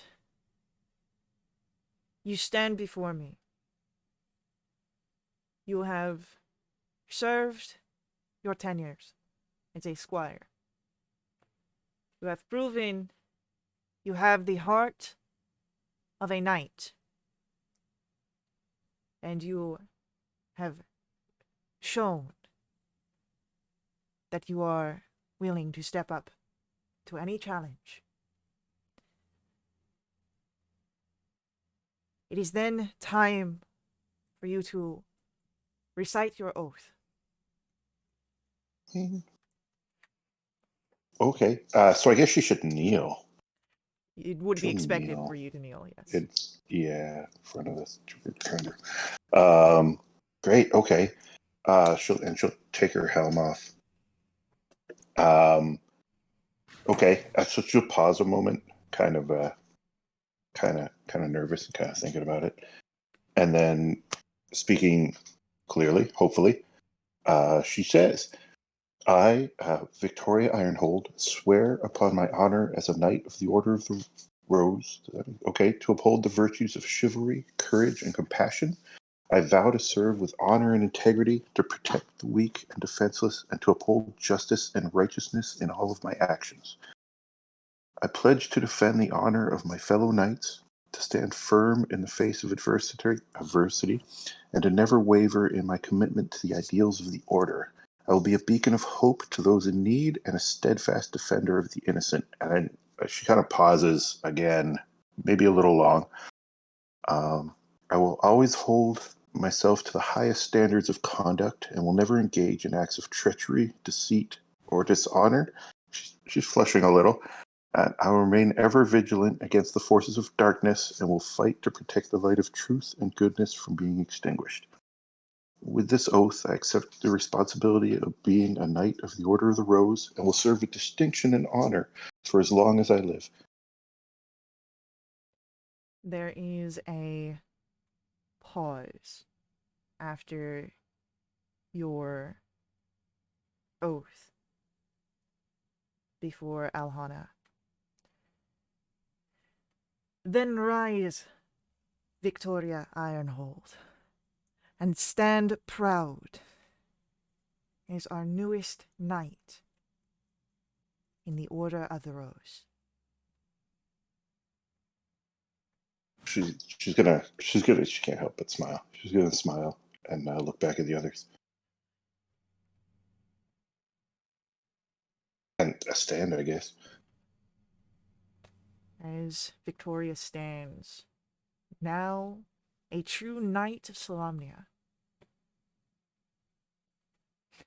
You would see many faces smiling and proud, Victoria. Darret and Levna both among them. And then you feel a hand on your shoulder, and you see the face of Estinius looking at you proudly. Oh man. You did well, and I'm eager to see the good deeds that lie ahead of you, Victoria. But for now, I believe you have earned the rest of the afternoon to yourself, to enjoy your new title. For the responsibilities it brings will soon bear down on you.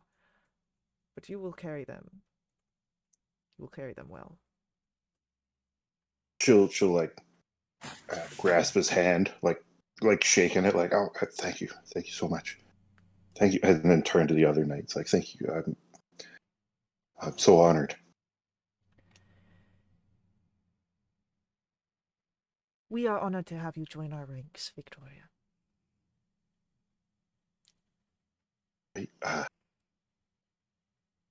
Yeah, I thank you. Let's, I guess that it's appropriate that we take our leave at this time. So she'll turn to the others, her companions. Oh, thank you for joining me in that. So, where do you all wish to go to celebrate? Well, first, from his robe, concealed under it, Hugh picks up his spear he had made. Smelling faintly of cinnamon, he presents it to Victoria and says, "To my best flanker." What? Where were you keeping that? Underneath my cloak. Oh my god! Thank you so much. Like 10 feet she tall. takes it and like kind of sniffs it, like, what? Is that cinnamon? It will smell of cinnamon for as long as the infusion holds. Smell it coming a mile away now. Like, yeah, should gonna think about that for a moment. Like, I don't like she's obviously missing something. Thank you very much, Hugh. I'm sure it will lead the way in many of our battles. The crafted spearhead is in the chat. Oh, what? That's awesome looking. That looks cool. Oh my god.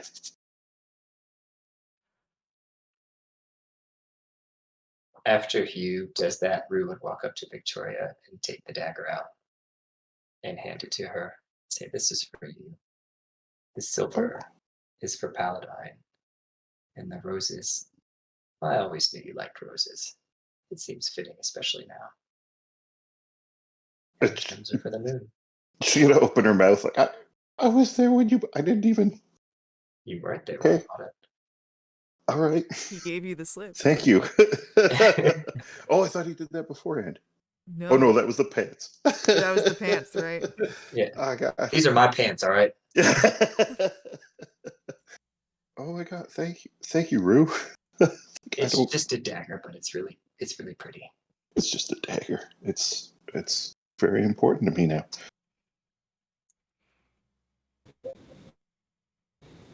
So Okay,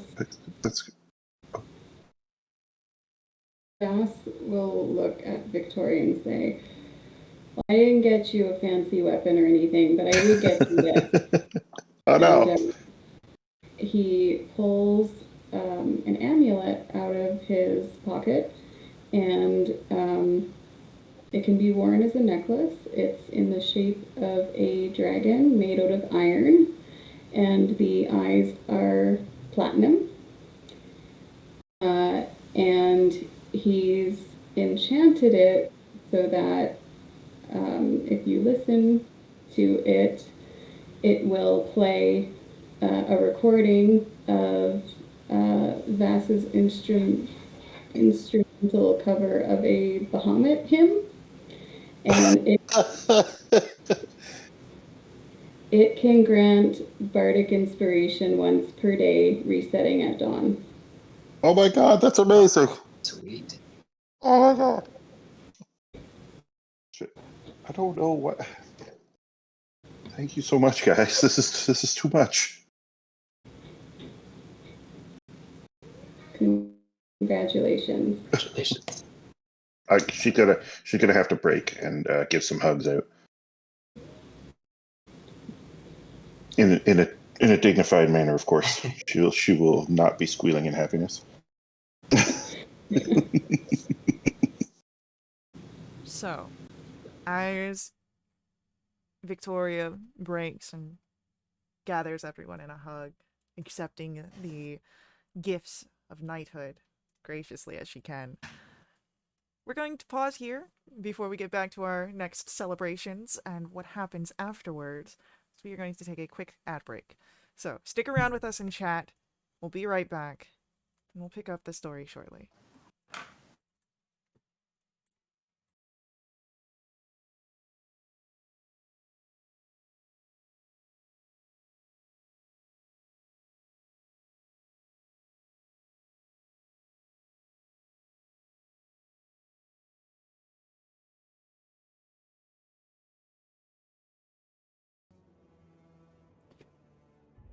All right, we're back, and Victoria has just become the newest knight of the Order of the Rose, and has received a few gifts in commemoration and honor of such an achievement.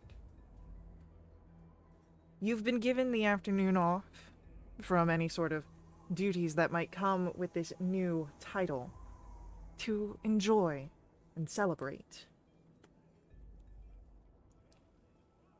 And, well, do you do anything to celebrate? This may sound odd, but usually after these kind of ceremonies, we have been known to drink some and dance some, have a little fun in celebration. So you guys should do that with me. And then she'll pause and look around and dare it and wave him over. Derek will come over. He's no longer nervous and avoiding eye contact. Seems quite proud of you and being, able to watch. And following after Derek, it does come Levna as well. Hope you've got room for one more in your celebrations. We wouldn't dream of going without you.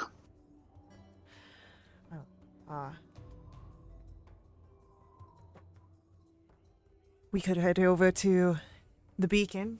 It's got quite a lovely area to enjoy and spend the night in frivolity. That's great. Let's go. Wait, can I take a few minutes to get out of armor and just go in like clothes? Go right ahead. Perfect. Awesome. She'll do that. I think I'll And then if anyone actually else. take up the same offer. Why don't we all head out for preparations for anyone? Need backup here, and then we all walk to the beacon together. Perfect. Great. Oh, poor Rue. What's wrong with Rue? The weak stomach but iron liver. That's right. Like, booze is made from vegetables. Let's go. So, as each of you are able to head off, either to take off armor or to prepare yourselves however you may wish. Do any of you have any sort of special preparations that you would take care of at this time?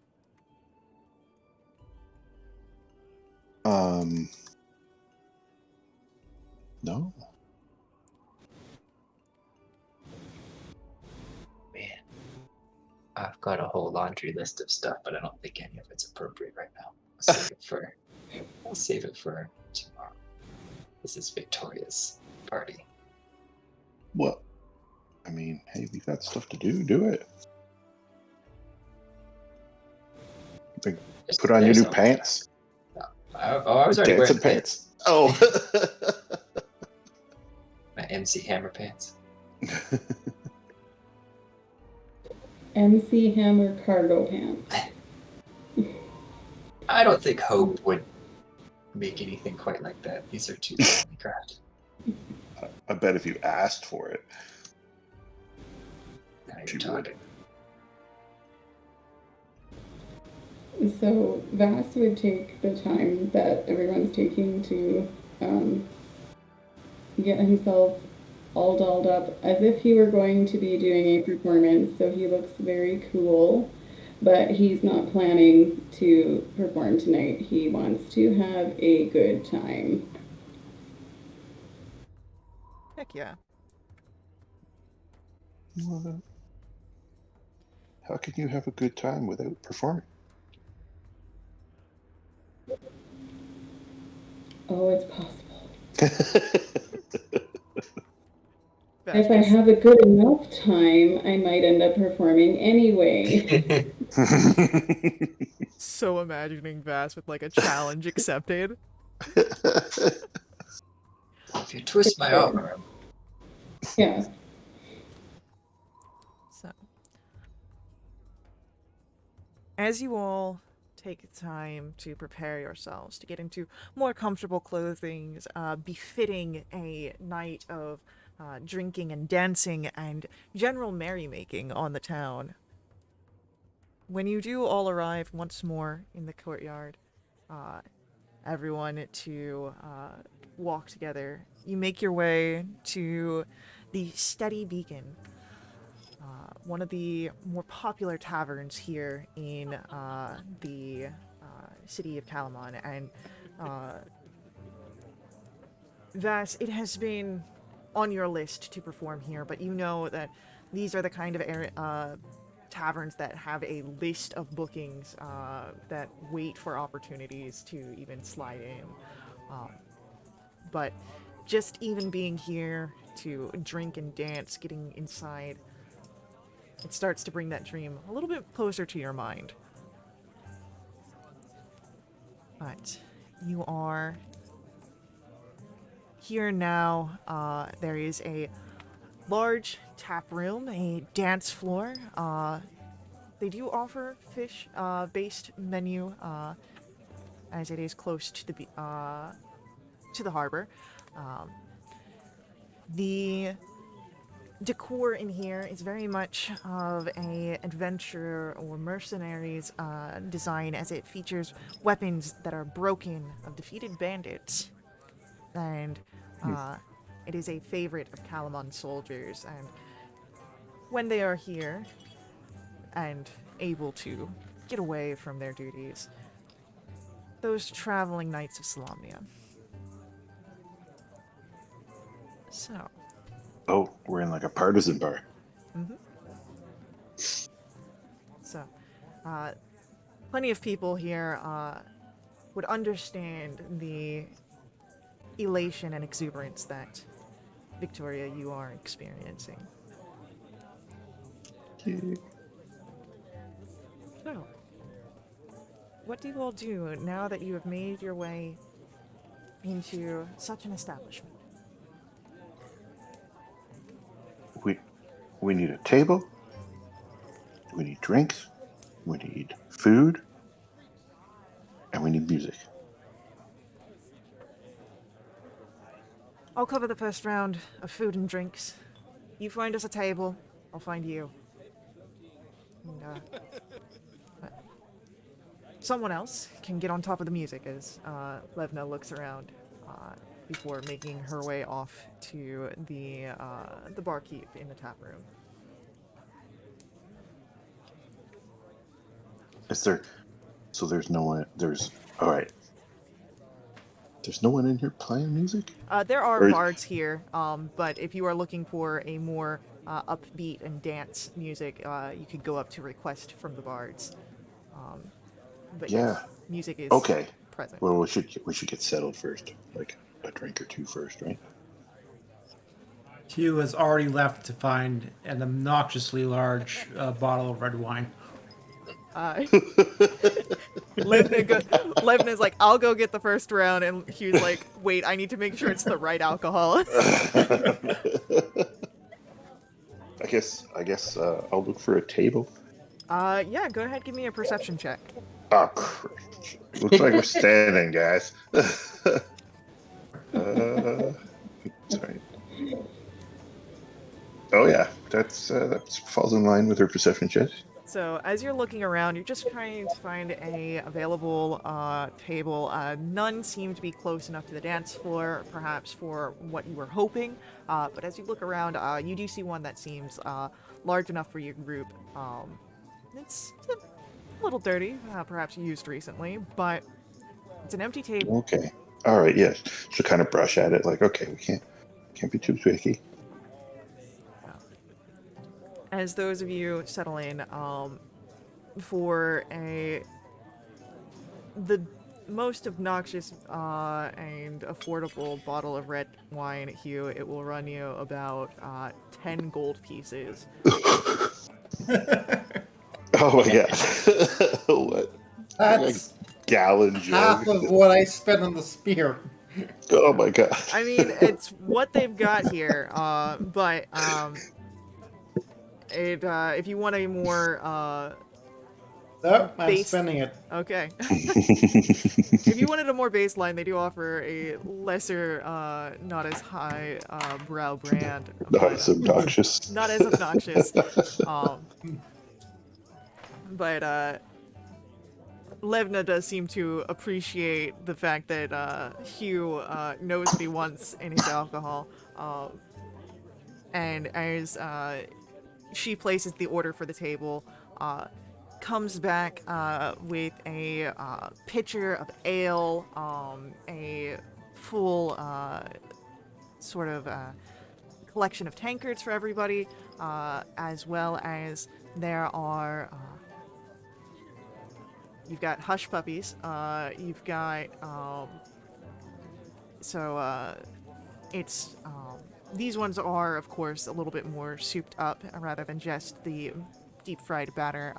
There are bits of different vegetable mise en place and baked within to add a bit of color and flavor to the hors d'oeuvre. There's also small fried fish, little chunks with the breading on it, easy to pick up and pop into your mouth before returning to the dance floor. Very simple foods. Oh yeah, calamari would be great. Oh crap! It's not sitting well in my stomach. It's too much fried foods. You're used to more baking in the ovens instead of the oil.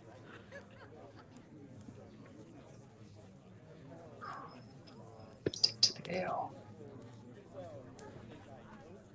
I'm imagining this bottle of wine that you got was like one of those like Magnum champagne size bottles that's like basically the size of Rue or his torso at least. It is now. The novelty bottle When, is part of the price. when we get into Exactly. the cups, we're going to put his shoes and hat on the bottle.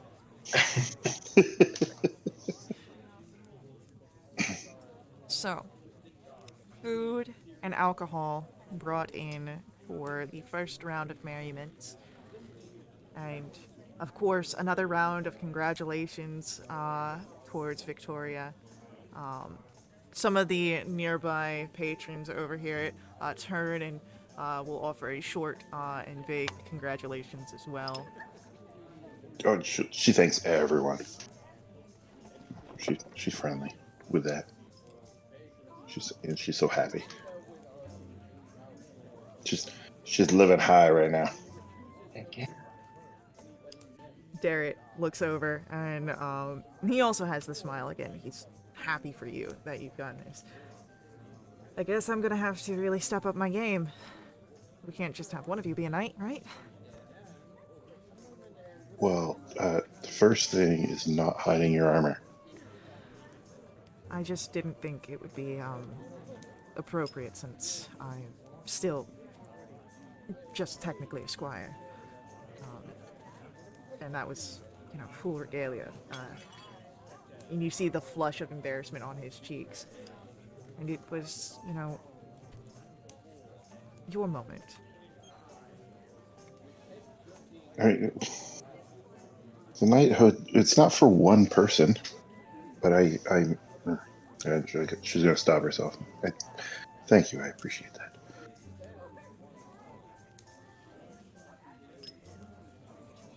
Give his hand a little pat. Poor guy.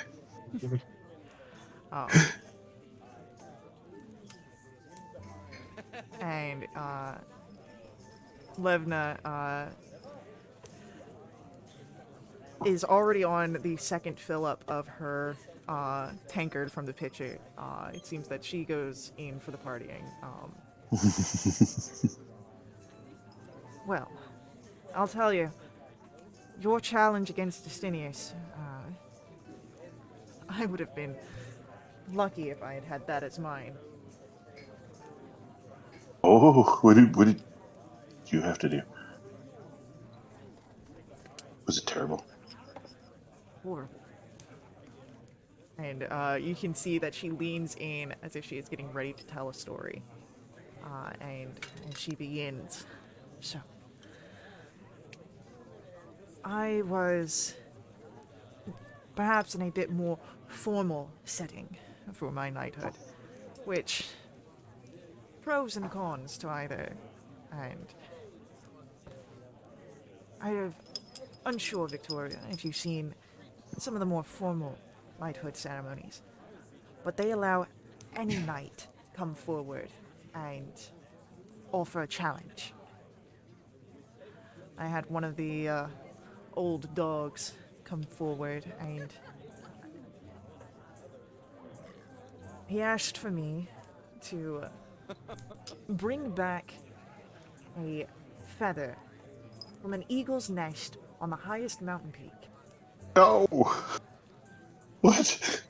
I could not obtain my knighthood for weeks because I was climbing that up. And let me tell you of the battles that I had to go through,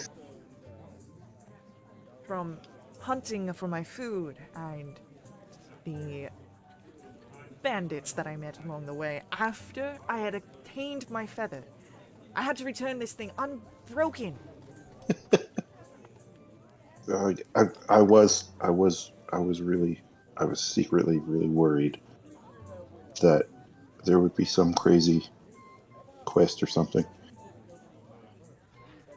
Well, it seems that wherever someone is looking down on you with favoring, you've got some mighty luck. And she will take her tankard and go for a cheers as she finishes off the rest of her ale. Yeah. Wow, keep going for it. Yeah, hey, Victoria's getting in there. Heck yeah. So, as the drinks go by, as more tales are shared, Vass has got a expansive amount of the strange travelings that Levna seems to eat up as they're shared. Let's get Constitution saves for everyone who's drinking. No. Oh god. Okay, 15. All right. Oh, Vass. I expected more from you, Vass. Ash should have advantage on this roll. Right. I'm a rock star. Should I not have advantage? See? I Like, feel what like do I a do? rock star should have disadvantage because of the constant afflictions. So I'm really tempted to burn my inspiration on this roll. Do it. I mean, you'll get inspiration back. Like it is Do not it. a limited resource.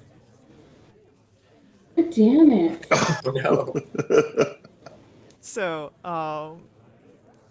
Rhubarb, perhaps it is Rue, the fact that you are not eating, and so your the alcohol is getting to you a lot quicker.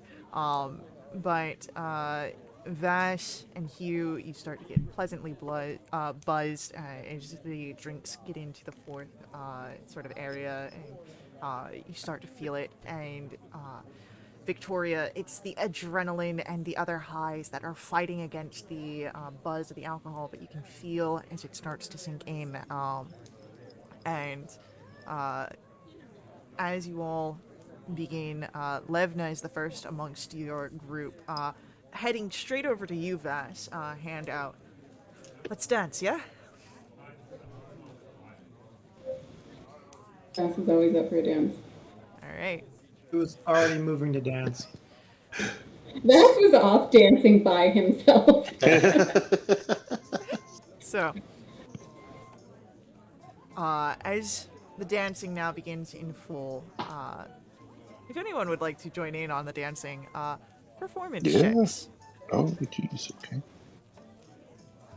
I was going to go for a description that with a +4 dexterity and being a French code noble, Q's dancing is Rue. technically perfect, but not in a way that he gains him any respect. Understandable. I love it. So, Victoria, you're just feeling yourself, especially after the tension of battle, your muscles beginning to relax. It's not the most technically perfect dance, but it is one full of jubilation and elation. Uh, Vass, your dance partner with Levna, she gives as much of the energy as you are, and it's a give and take. You can see the sort of athletic prowess of her battle readiness in the dance itself. But she's putting all of that aside in favor of this moment and having a great time. Uh, Rhubarb, you bring some, forest wonders to the dance floor here. It's off the beat of the music, but it is still perfectly in time with the rest of the dance, and it is strangely cohesive in the entirety of the presentation, and it does bring in a crowd. And Victoria, as you look around and you see all of your friends dancing alongside you, having a great time. The night passes. Yay. Dancing, drinking, merrymaking. Eventually, you all find your way back to your quarters. Spent, but feeling exhausted in the best way. Is there anything else that you do this evening? We happen to see the cat on our walk back. Roll in a perception check. 11. You do not happen to see the cat on your way back. Perhaps it is the world spinning just a little bit too much on its axis.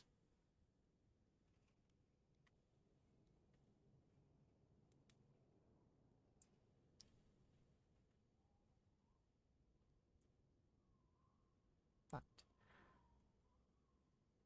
as you return to your quarters, and as you sleep off this night of celebration, the next few days go by as the others have.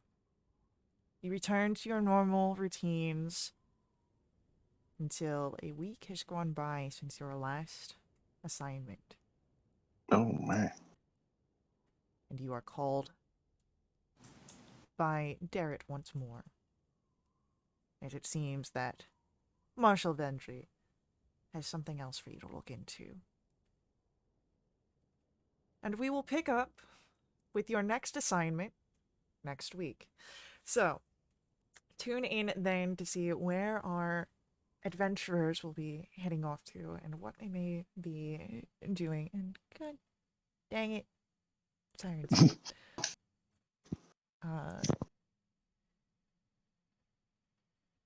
But join us then next time, and we will see all the exciting things that will be happening with our collection of companions. Before we head out, I do just want to say thank you to my players for playing. I hope you guys enjoyed this story. Thank you to our viewers for viewing. I hope you guys enjoyed this story. I'll see you all in the next stream. Until then, head over to wildwitch.com. That is our website. That's WILDEWITCH.com. That's where you can find all about us, what we've got going on, and of course the ways you can find us on the internet, including our Discord invite to join us, chat, hang out, and play in some games yourself. While you're on the internet, please head over to Sirenscape.com as well. Sirenscape provides all of our background music, our ambiance, our sad trombone played during dramatically appropriate times. You can see all that they can do for you and your table at their website, Sirenscape.com. And as always, may the ever-burning light forever guide your steps. Laters.